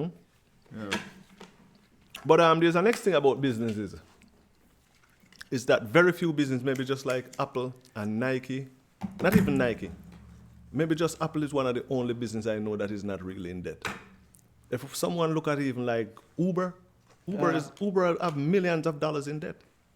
So you're saying that the only what Apple. If we can look only at Apple, stocks, yeah, Apple. What do you think of the new Apple? The Tim Cook, right? This guy. What do you think of it, like in comparison to Steve Jobs? I've never even tried to know anything about them guys. Yeah, I never tried it. It's like it's just like they're in the I background. just hear their name. I don't know what they're doing. Yeah, because I'm not interested in like Apple brand and Apple product. I'm mainly just, as I say, be more interested in their stocks and the value of the business. Yeah. Because I think right now Apple's supposed to value 150 billion, maybe even $1 million or $1 billion, maybe $1 billion. Actually, we can always look these things up, Yeah. If we look at their stocks. Yeah. And the time when I was in school studying stocks, they were using this term that Apple have more money than the government. Yeah, I know. That's what they were saying. But wasn't it awesome back then? They were pioneers of like new technology. Yeah. Man. How awesome is that? Yeah. They're going to be like running engines of this new world that we live in and we take obviously for granted right now. And maybe rightfully so, because it's going to go so much crazier a couple of years from now. Mm-hmm. And just exponentially crazier. Yeah, they are continue thinking and continue innovating and continue trying to come up with things that they think they can get the people to buy. I think most of those companies are doing that because they brand the loyalty, and you have the loyal customers, and you have to give them something to show off on everyone every year. Mm-hmm. You have to turn up with a Apple 10. Yeah. For this guy to say, "Yo, guy, I have apple 10, you know, what do you have there? You have an apple 6? You're not in my class. Yeah. Oh, it became this like the fad. Yeah, the I call fashion that kind of fashion thing. thing, yeah. Yeah, it became that kind of thing. It's because it's hard not to become a bit of a religion, because when Exactly, something yeah. is produced from the soul, and think about, like, you always think about Microsoft and Apple, and one is just like nicely flowing and working, and everything just flows and fits together, you know, and physically and everything, you know, and then Microsoft, nothing works, everything crashes, like just like it's brute force. There's no flowing. There's no soul in there. You know. And but what they do, he copied everything, you know, from Steve Jobs. Steve Jobs was like, that's why he was angry for years at Bill Gates. And only towards the obviously later years of his life, only he let go of that. Both of these guys were Northwestern and guys, he's a right? spiritual person, so imagine how freaking pissed off he was at him. But both of them are Northwestern guy, right? Both of them came from the Northwest. Both of them must have to influence each other. You know, we look at even like artists. I suppose. Like we don't know full story. You know, we don't know their relationship fully. You know, we just know whatever we've been told. I knew the both of them came from the Northwest because one of the school that I was really associated with was one of the school that the guy who invented the Apple computer went to. Yeah. And I know that Bill Gates is well known. Both of them from the Northwest. Yeah. And I think that we can look at artists, you know. And if you have two bands, even though they are two different bands and they come from the same area, they're gonna have some similarities. You know, so it's hard to like come from the same. It's like with Bitcoin now, you know, the guy coming with Libra. The reason why he's coming with it is also a technology guy, right? So he's taking the other guy. It's the leader who invent and create something, right? And then we have the people they call the innovator. So the innovator is always taking someone idea and innovate on it. And I think that's one of the things why I think that's what happened to both Apple and Microsoft is that they came from the same place. They have some information are exchanged. Who to tell if those guys hadn't been to the same schools or even share the same teacher? Yeah. Right? And then now you over here hearing that the guy is over there going on with stuff. You're gonna be doing things too. Yeah. You know, I guess if we look at even cars, you know, the most of the place where they build cars, the same place. You know, farmers is like most places where they do the same thing because people are, and in music is the same. Artists just they call it piracy actually in music business. What? Because we always have people who are leaders and people who are innovators. Oh yeah. So exactly. I'm glad you mentioned that because there's two. I think there's two types. Yeah. There's creators and obviously the innovator. Creators, innovators, and then you have followers, copycats, and exactly. But that's the thing is that it's like two types of intelligences, and one is specializes in copying, producing. Yes. And the other one is creating new stuff. You know, I think you can definitely see that in people. Yes. In people all over. Yeah. And it's not that anyone is better than the other, you know. It's like you need both because they are needed. Because you created. Yeah. Somebody needs to make that shit real and make it real and let people know it and make it fancy. And all that. So don't be angry that somebody's copying because you created, you put that in the world, and now be thankful that somebody's copying because they are saying how valuable it is because they want to copy so much. And they're the ones that needs to propagate into the world. They're the ones that's going to propagate the world. But why do you think they're so sour about? They feel like they're losing when their work is being copied. Why do you think that is? Well, because of money. Exactly. It's the same thing about the United States. They're not getting the. It's they don't feel about like the potential cash. You like look at it like when I told you about my friend who make this or anyone who's claimed that people over like even Rasta hats. Yeah. Jamaican Rasta man start knitting tam down in Jamaica. Yeah. And he was selling his tam and all of a sudden China flood the market with factory made tams. Yeah. That it's hard for you but be doing it to keep up with machines, right? Yeah. And it's selling them at a cheaper price. Yeah, exactly. Right? So people don't like those stuff sometimes, but that's the innovator. He's going to reach a wider market, and you may think you're losing, but you're actually gaining because he's spreading your culture and your idea at a faster rate. Yeah, exactly. So I think if you were to be, what say people call it, credit. Give him credit, as they say. Yes. But it's supposed to be a real credit, a real Bitcoin. Yeah, I mean, Yes. seriously, yeah. You know what I mean? Yeah. Like A real coin. Yeah. Bitcoin, yeah. And I think people will do it in the future. I don't think they're doing it well. They are already actually doing it a lot. Like there was an occasion when this speaker, a Bitcoin speaker, and somebody shamed him on Twitter and said that what are you doing? Like, you're speaking about Bitcoin, but now Bitcoin, haha, what a loser. And somebody created the campaign and say, let's donate some money to this guy. He did a lot for Bitcoin. Mm-hmm. And he had $1 million worth of Bitcoin within like a couple of days or something. Of course. And like because people recognize the value being created. Now they see it because the value being created in their community. And he was an innovator. But it's not going to be just about Bitcoin. Yeah. It's just going to be Bitcoin. Is just going to be like a method. Yes. There's going to be a person who has Bitcoin, and in his community or her community, somebody steps up and do something, and everybody gives him some out of gratitude because they want to reciprocate. Yes. And then nobody's going to be afraid that their work is being copied, because the more you copy, the more ka-ching comes back to you. Yeah. And then you don't need to be mad about the equal exchange of value, because that value is coming back to you. You see? So I was telling you too, even with Bitcoin, the innovators have brought Bitcoin way beyond where the original creator of Bitcoin have brought it. If you think about it, most of what's going on, like the app now that they use, like the Bitcoin app. I should order some pho. Yeah, that guy didn't create a lot of things are going on now. The transaction. Yeah. A lot of the spreading of Bitcoin, the innovation of Bitcoin. Yeah. I know that. They know that a lot of people have come into the system that have added a lot to it. Yeah. Can I tell you something? Like, there's like somebody posted a comment. I wanna read that comment for you. Yes.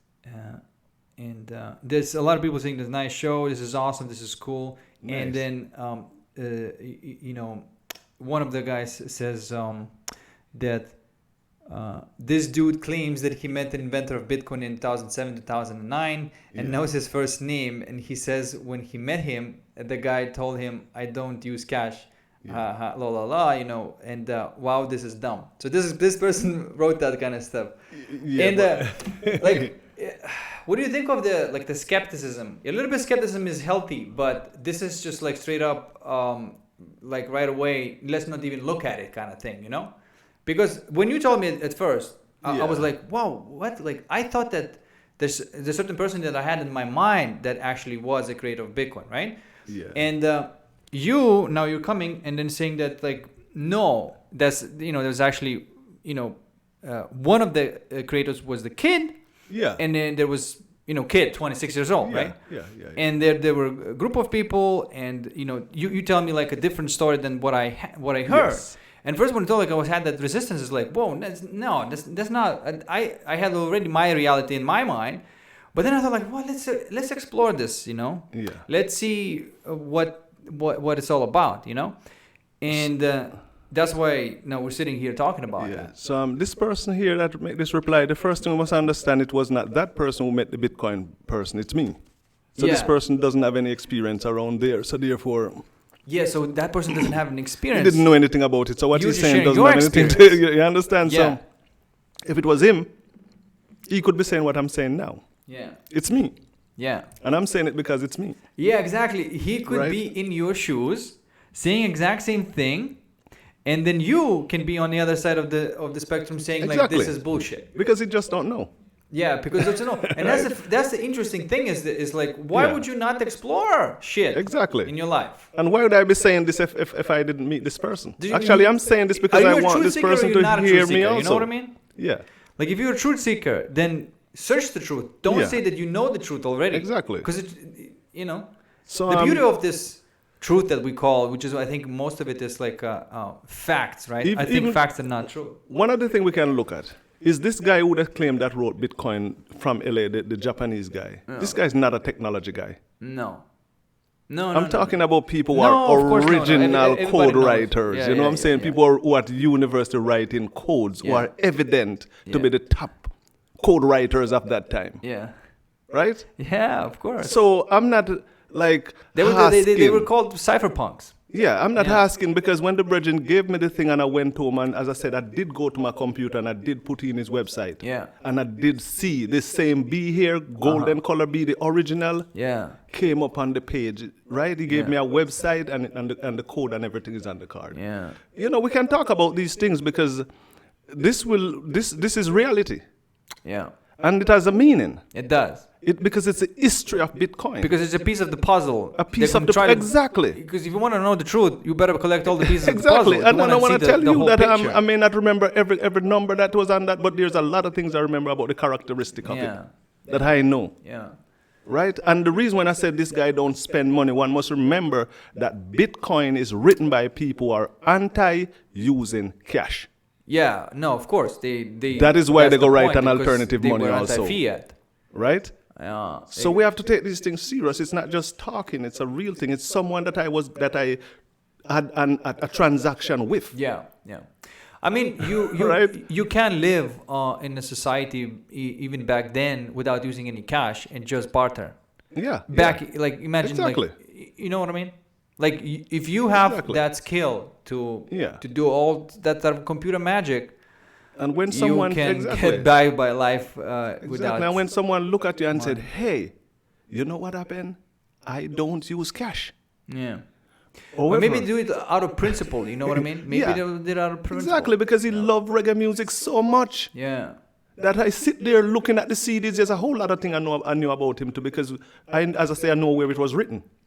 Yeah. And the place where it was written, it's one of the greatest thing about Bitcoin because that is why Bitcoin value what it values now. Yeah. Yeah. Exactly. Because that's the same place where Bitcoin took off. Bitcoin didn't take off in the United States. Yeah. I can tell all the people who are listening. I But can know you that. can you say where? The only clue is a place where people can work extraordinary long hours daily without, not like the United States where you are legal to write 40 hours, work 40 hours a week That sounds and, like and nothing home. more. That sounds like Russia. Yeah, you can work several, you can work 18-hour days. You know, when I'm telling you, even this kid, the reason why I was also into that music so much is that he looked at me and said, "Hey, you know, I hadn't listened to music for a long time. Yeah. I was in hibernation. Yeah.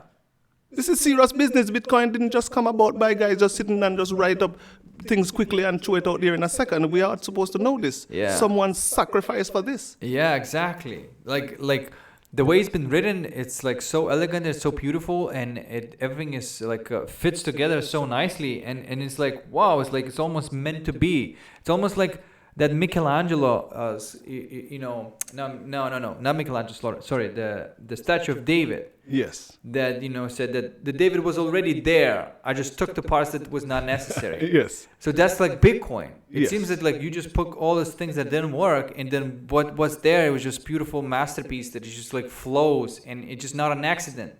It doesn't need any kind of hammer on the side anymore. Yeah. It's just there. It's took built. off by its It's own there life. and take off, And yeah. of course it keeps improving. And now it's just like a wheel running down a hill that just gravitating energy. So there's other thing about what I'm looking at here. And Bitcoin is a highly representative thing. And maybe even that very day when I met this person. Somebody says Bitcoin isn't from Earth. What you got to say about that? That is it possible? Because No, someone wrote it. It's all, and we shouldn't. But I mean, I don't think people should. No. into- But for example, what I'm, the reason like I think want to give a little bit of validity to this statement is, where all your ideas come from? Yeah, well, ideas for human being. I do believe that as much as Bitcoin is a internet money, and the idea came about because we already had the internet, and people already see internet transaction and understand that hey, we could have a system that we could transact. I'm talking about a little bit deeper. Where this idea come from, and isn't it that something that Bitcoin like something would have emerged anyway naturally just to balance out the all the tyranny that's being created and all the Well- unfairness? It's sort of like it's inevitable that it's going to be born when it gets to the point where it just cannot go any worse and just like boom, something but I think that swings the pendulum the other way. You know? Yeah, I think it really came about because we have the internet and we were looking at starting transaction on the internet. Yeah, and, but like where we also the have money. internet coming from, like where everything is coming from. It's ideas. What It's do you ideas. Do you It's think ideas. that like we're like It's like ideas. bunch of apes running around No, and, no. and trying to? No, We don't like that's the thing. So when a person says that the Bitcoin may not be from Earth, this could be that nothing is. No, because everything starts with an idea, and sometimes we have to deal with what we Yeah, know. but where did the idea come from? People think it up because of other things that they know. Because they think they're going to Because solve the if problem. you didn't teach a guy to write code, he couldn't go write Bitcoin. These guys went to university to learn to write codes. You know. Yeah. So it's not like guys who just run off the street and like, hey, I'm gonna write Bitcoin. No, these guys are computer science who write computer codes. Yeah. People nowadays, I hear people talk a lot about Bitcoin. I have to tell people one word that I picked up from that guy is that he used the word wrote. We wrote Bitcoin. Yeah. That means it's written By a as group. a code by a group of people. Yeah. Right? It's not something that is just mold and make and say, well, then it's like a meteoroid from the sky. Right? And I understand that ideas Maybe that's the maybe heavenly. intangible meteor from the sky that's Yeah. been downloaded may, into may, their mind. may download into his mind, Yeah. right? So that is what I cannot spot and I cannot tell. So I wouldn't go into that details. Maybe Yeah. just go to sleep and dream up something, right?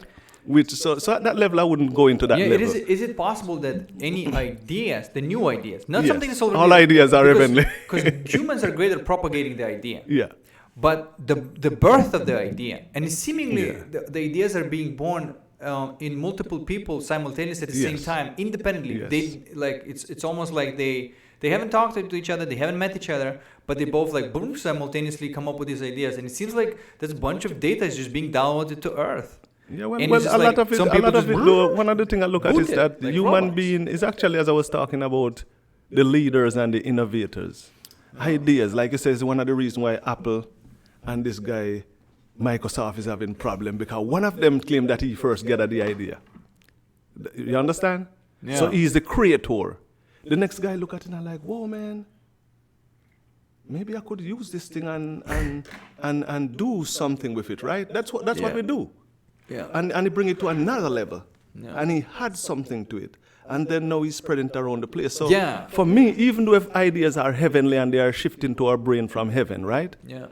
I look at human being and said 90% of what we do is based on what we know, based on our needs. Actually, cars, human beings drive cars. If human being didn't have distance to travel, they would never make cars. No, If yeah, they of didn't course. have loads to carry, because humans they just want to go faster and faster. Exactly, And it's never and- fast enough.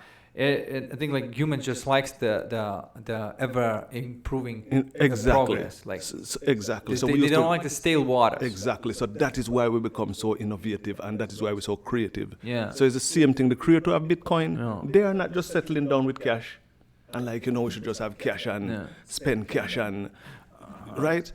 They decide that we need to come up with something else because the ideas are created from ideas that we have.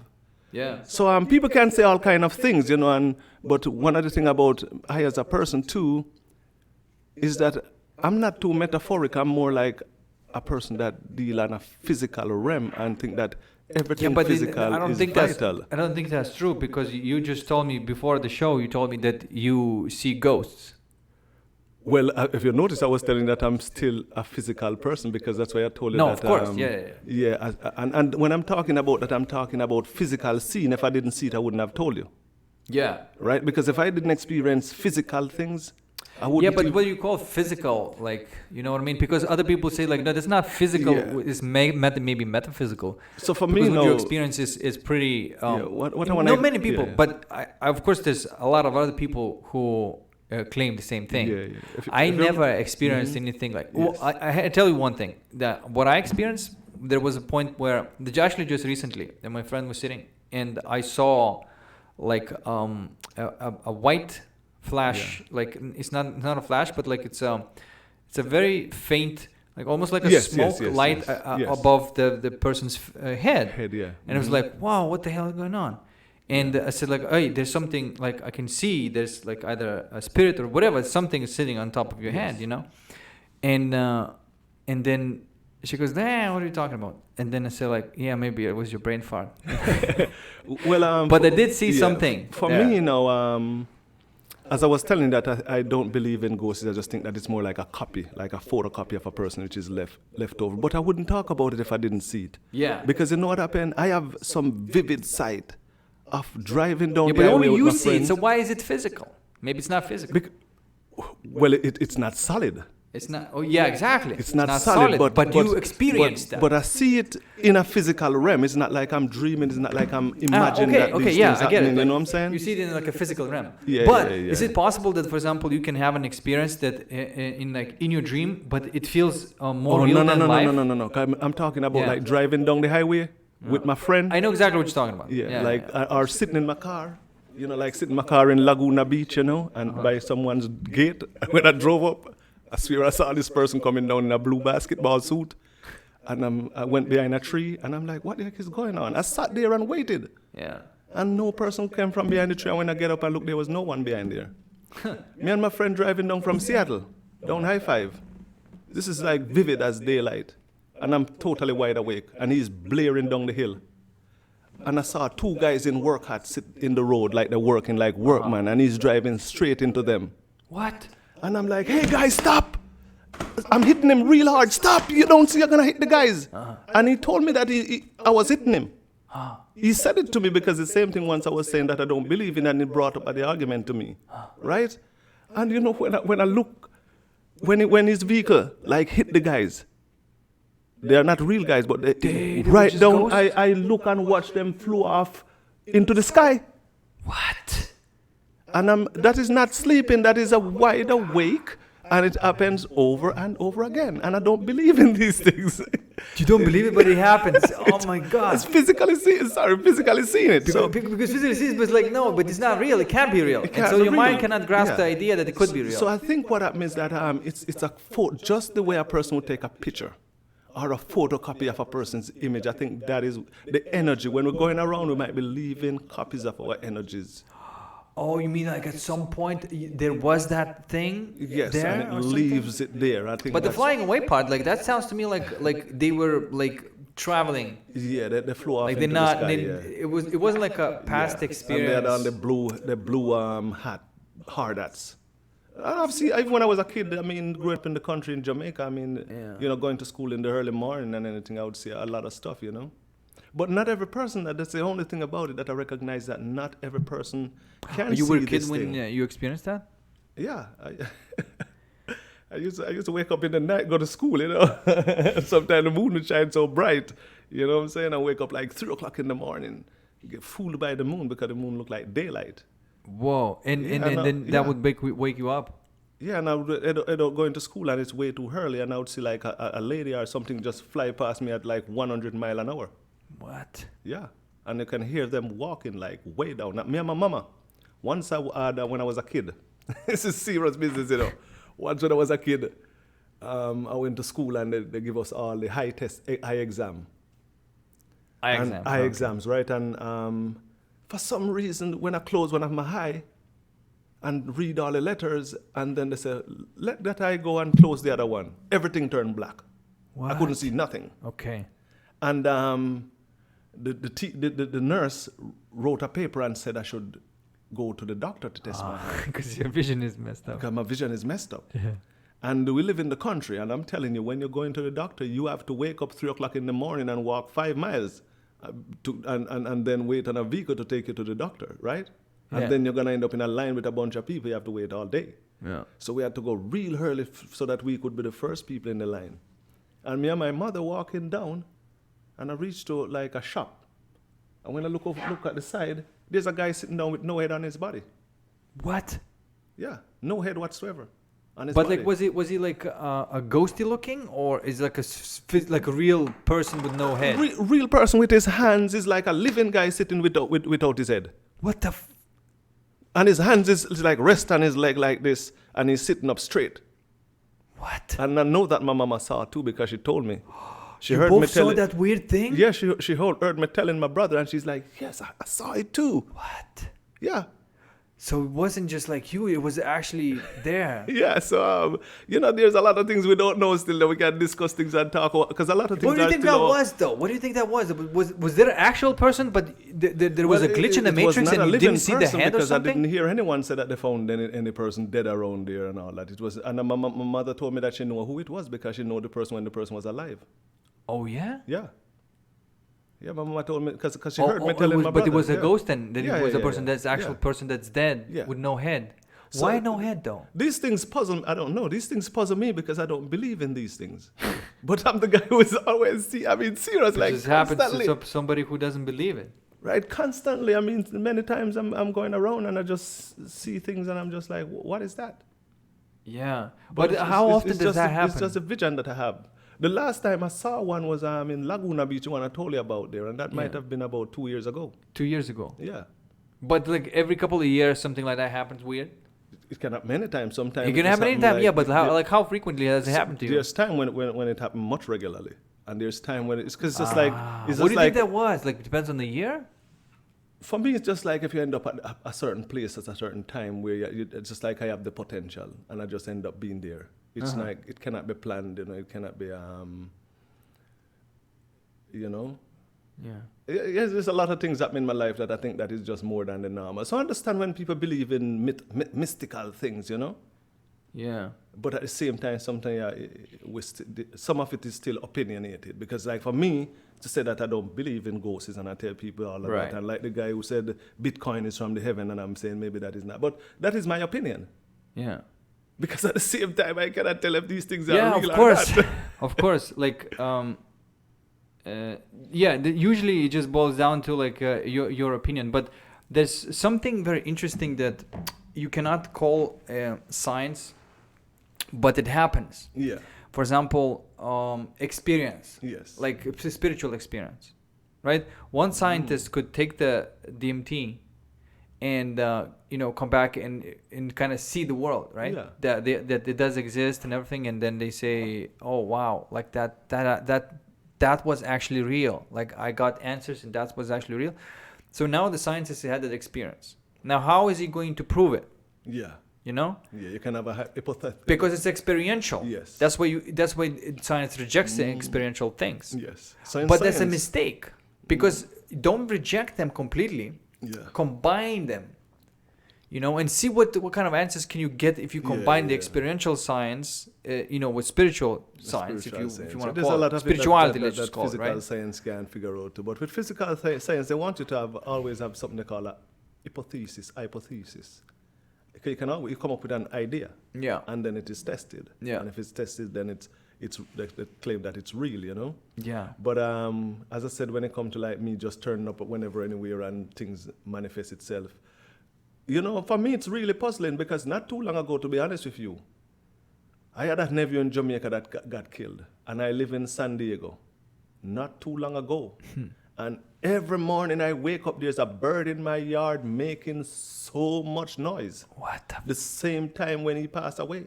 The bird makes so much noise in the morning that I was like, what's wrong with this bird? And all of a sudden the bird is gone. That was one thing that really puzzled me because I was like, do you think like that they trying to like, is it possible they're trying to communicate through animals with you? Because like over there, like you can get into the character, but not the person. maybe you know what I mean? Like, oh, there's freshly dead bird. Do you want to be a bird? Because we never need to replace that one. Yeah, exactly. Nobody wants to play the bird anymore. Do you want to play bird? I said, all right, I need to play the bird because I need to like speak with this guy. Like, let's see if I can do it with the bird. That one really puzzled me. That one puzzled I as an individual. It was just like, because I say I don't believe in these things. I just have experiences, Yeah. But that one was one that puzzled me too, because I just couldn't understand why that bird just came every morning just making noise. I mean, really crying. You know what I'm saying? Yeah. The same exact time when my nephew passed, got murdered. Yeah. Yeah, weird things, like spooky things like that. I used to be very skeptical. I don't know what that is, but it's a new word now. Skeptical. I was very skeptical before, and as a scientist. Yeah. but then like slowly I said, like, well, science it seems to hit the wall, and then when you hit that science wall, you're trying to double down with more science, and you get even more butt handed back to you, and it's like then you double down even more, and then you start smashing everything together and seeing what it's made of, and you're still thinking that something is made of. That's like you're going to break it down, into how many times you're gonna break it down. Infinitely. You're gonna keep finding this shit because you're doing it by trying to break it down. And but you can stop for a second and say like, hey, let's not break things down anymore, and let's see, maybe there's nothing that I can break it down into. Maybe nothing is tangible. Maybe it's digital. Digital, everything is digital. I've got some real serious experience, even in Escondido. Once we had a wildfire up there. I tell people ghost stories now. This one was another serious one because it showed to me that a lot of people are afraid of ghosts, but you should not be afraid of ghosts actually. No, that's what I mean. Like, the energy I've showed that I ain't no afraid no ghost. The energy show that it's not a harmful energy.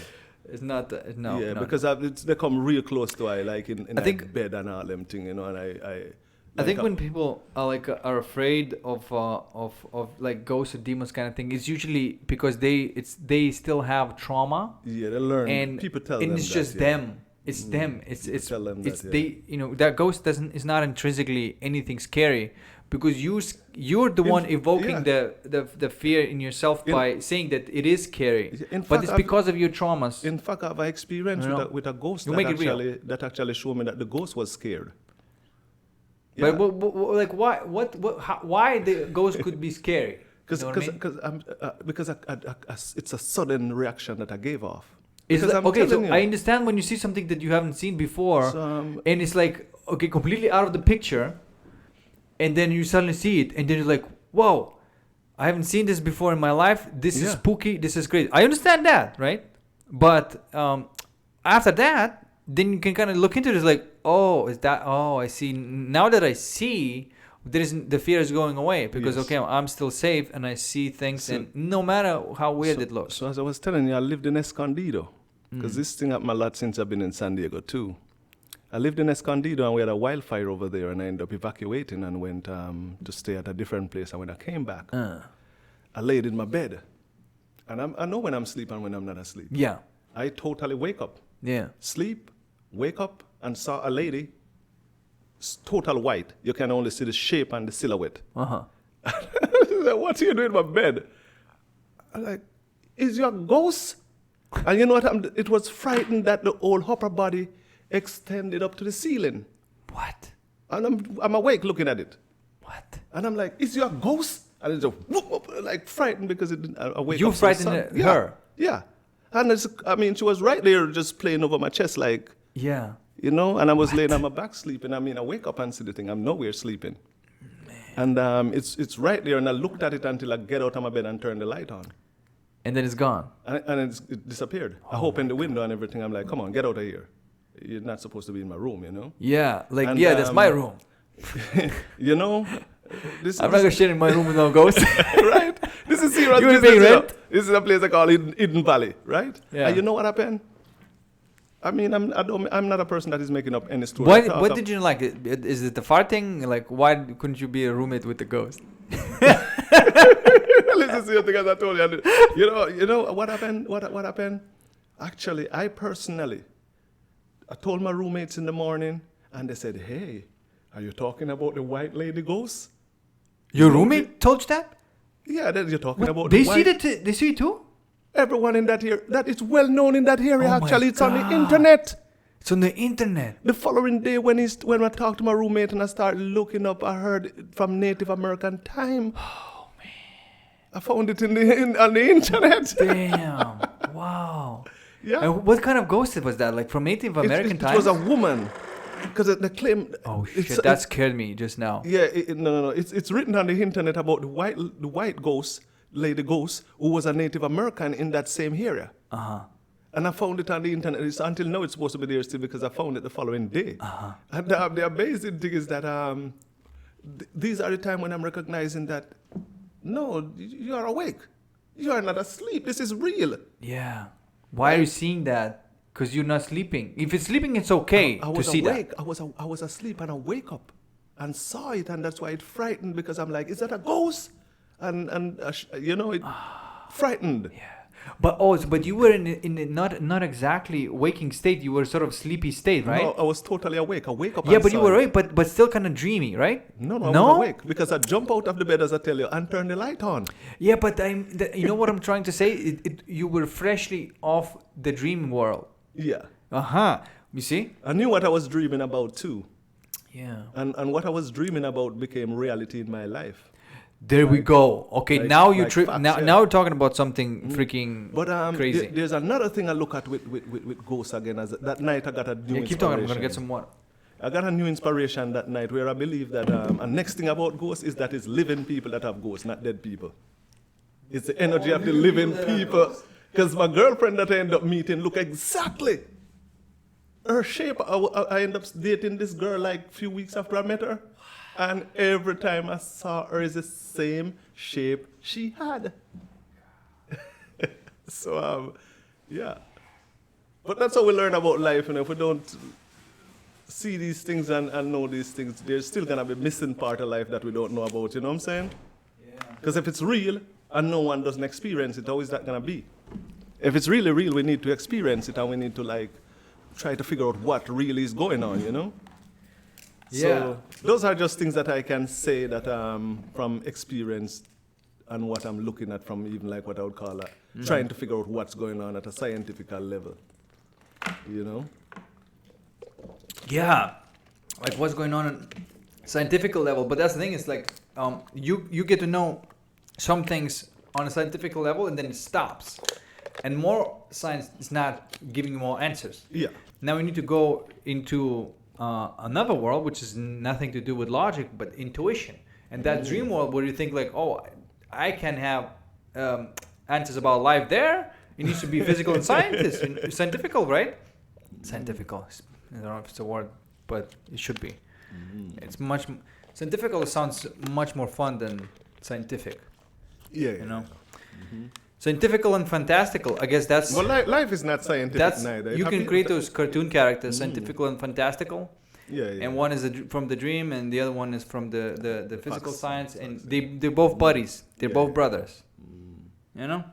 Yeah, but for factual thing, you know, as I said, factual thing is it's a thing when things are facts. It's telling you that these things do exist somewhere, somehow, whether we know it or not, you know, because that's why you experience it while you're awake. You know what I'm saying? So, and that's why those things puzzle me. As I said, I don't have any strong belief in them, but because it happened to me when I'm awake, when I can see, when I recognize that, hey, I'm not seeing doubles. I'm not asleep. I'm not dreaming. Yeah. I know that I'm awake. Yeah. You know what I'm saying? Like, as I said, when I drive my car up to this gate, you know? Yeah. I mean, I parked my car there. I mean, someone was there seeing me parking and wonder why the heck this guy parked at my gate like this. But do you think you were seeing with your eyes, or was it superimposed, but you saw it with like different other sense, and it was superimposed into your eyes world, and then another sense that it might be. I might have senses. View. I might have senses or vision that can see I think things there's in that intuition, length, like the sixth sense that is saying. Because even Actually, when somebody just said, I heard somebody say, that shouldn't be our sixth sense, that should be our first sense. Our first sense, because that's what everything is based from. And you know, the experience that I have in Laguna Beach, as I'm talking here, you know, someone might hear me and said, well, then what is he saying? But you know what I know? That very day, I was not the only person who experienced it. Yeah. Someone else experienced okay, it. when there's multiple people experiences, then you must at least take that as scientific data, right? Because there was multiple observations. If you do science with opinions, you should definitely do with that. A lady was sitting in the very yard on the porch, and I knew that she saw. I knew she saw because of her reaction, and either she saw what I see, or she asked herself, why did this man come here parking this car, sitting in his car waiting, and why did he get up and go look behind that tree? Yeah. And most likely from what I know from her is that she have seen to, because I looked at her reaction. And when she look at me, she tell me that she saw something. Yeah. Yeah. So I knew that I'm not the only person who see this. And the one in Escondido, I have this experience. I wake up and tell my roommate, they're like, hey man, have you heard about? Yeah. And I went on my computer, there it was. Yeah. And a lot of people, they claim I've seen this energy before Yeah. in that area. So, but it's all fun, it's all good. And as I said, the energy was so amazing to me because the energy showed me that I can sit beside you in your bed. Yeah. You won't be hurted. No. Nothing will happen to you. You'll be totally fine. Yeah, exactly, because you're safe. Yes. It's so just I was, visual that's a lesson for me that time. And since that day, I've been feeling much better about even communicating with these energies, Yeah. So you get used to anything. Yeah.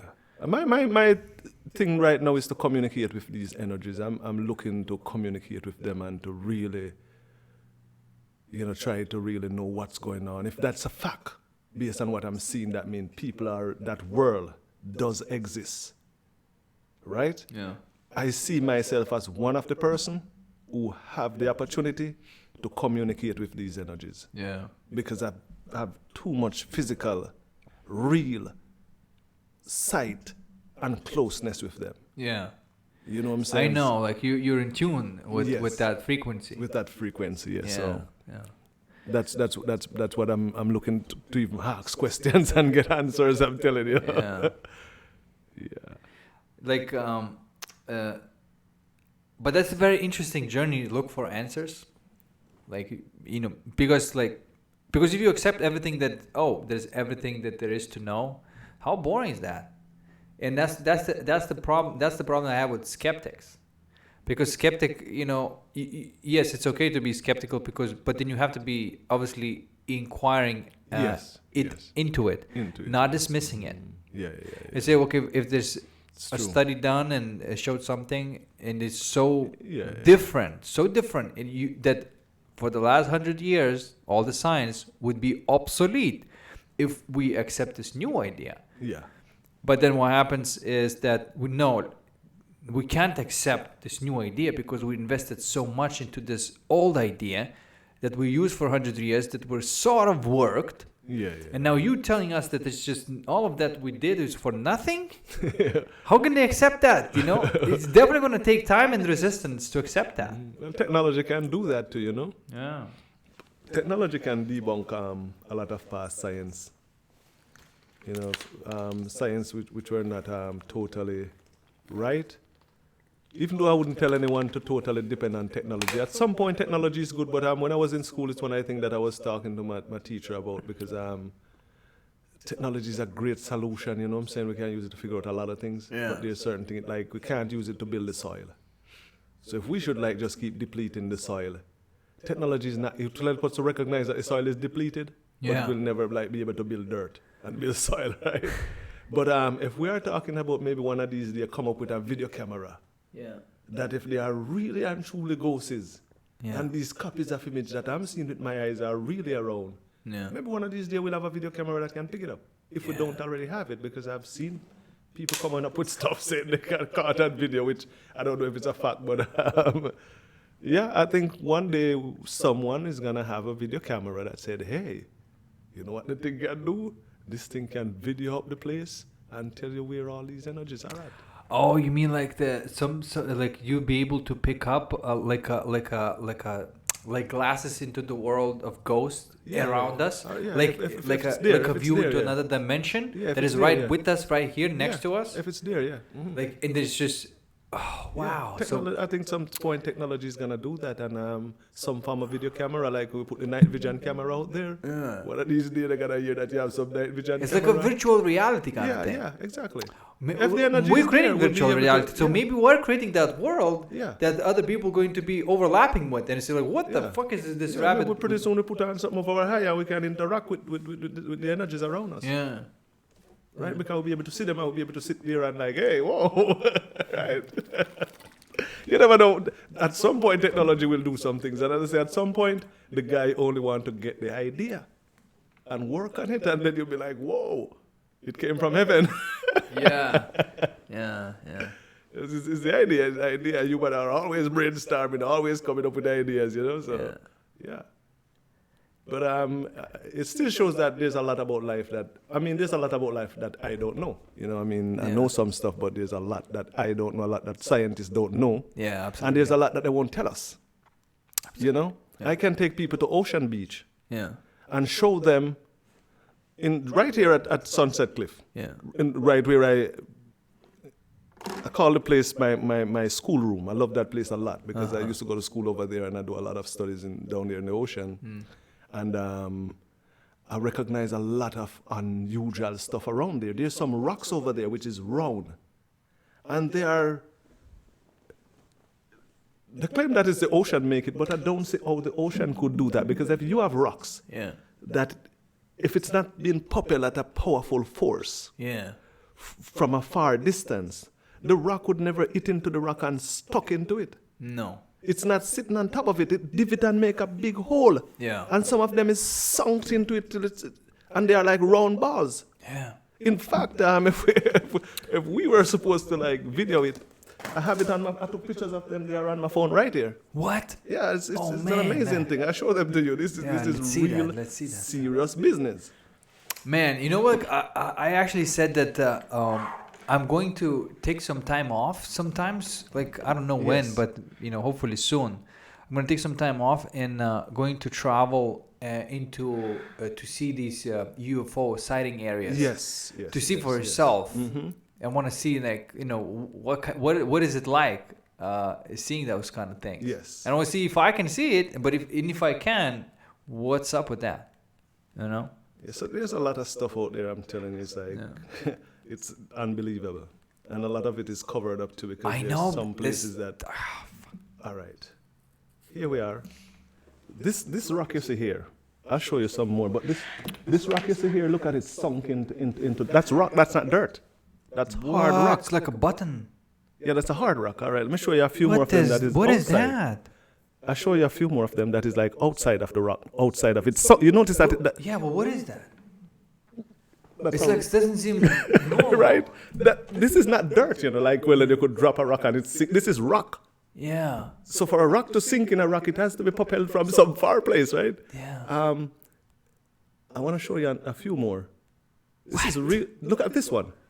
This is no joke business. Oh my! Look, this is super round. That's right. No backyard here. I personally take the picture of that thing. What is this? It's like a round, big ball. Right? And you notice it's like that a meteor divots into the other rock. The thing it sits on is a rock. It's not like soft dirt. Like you say, you drop this big rock.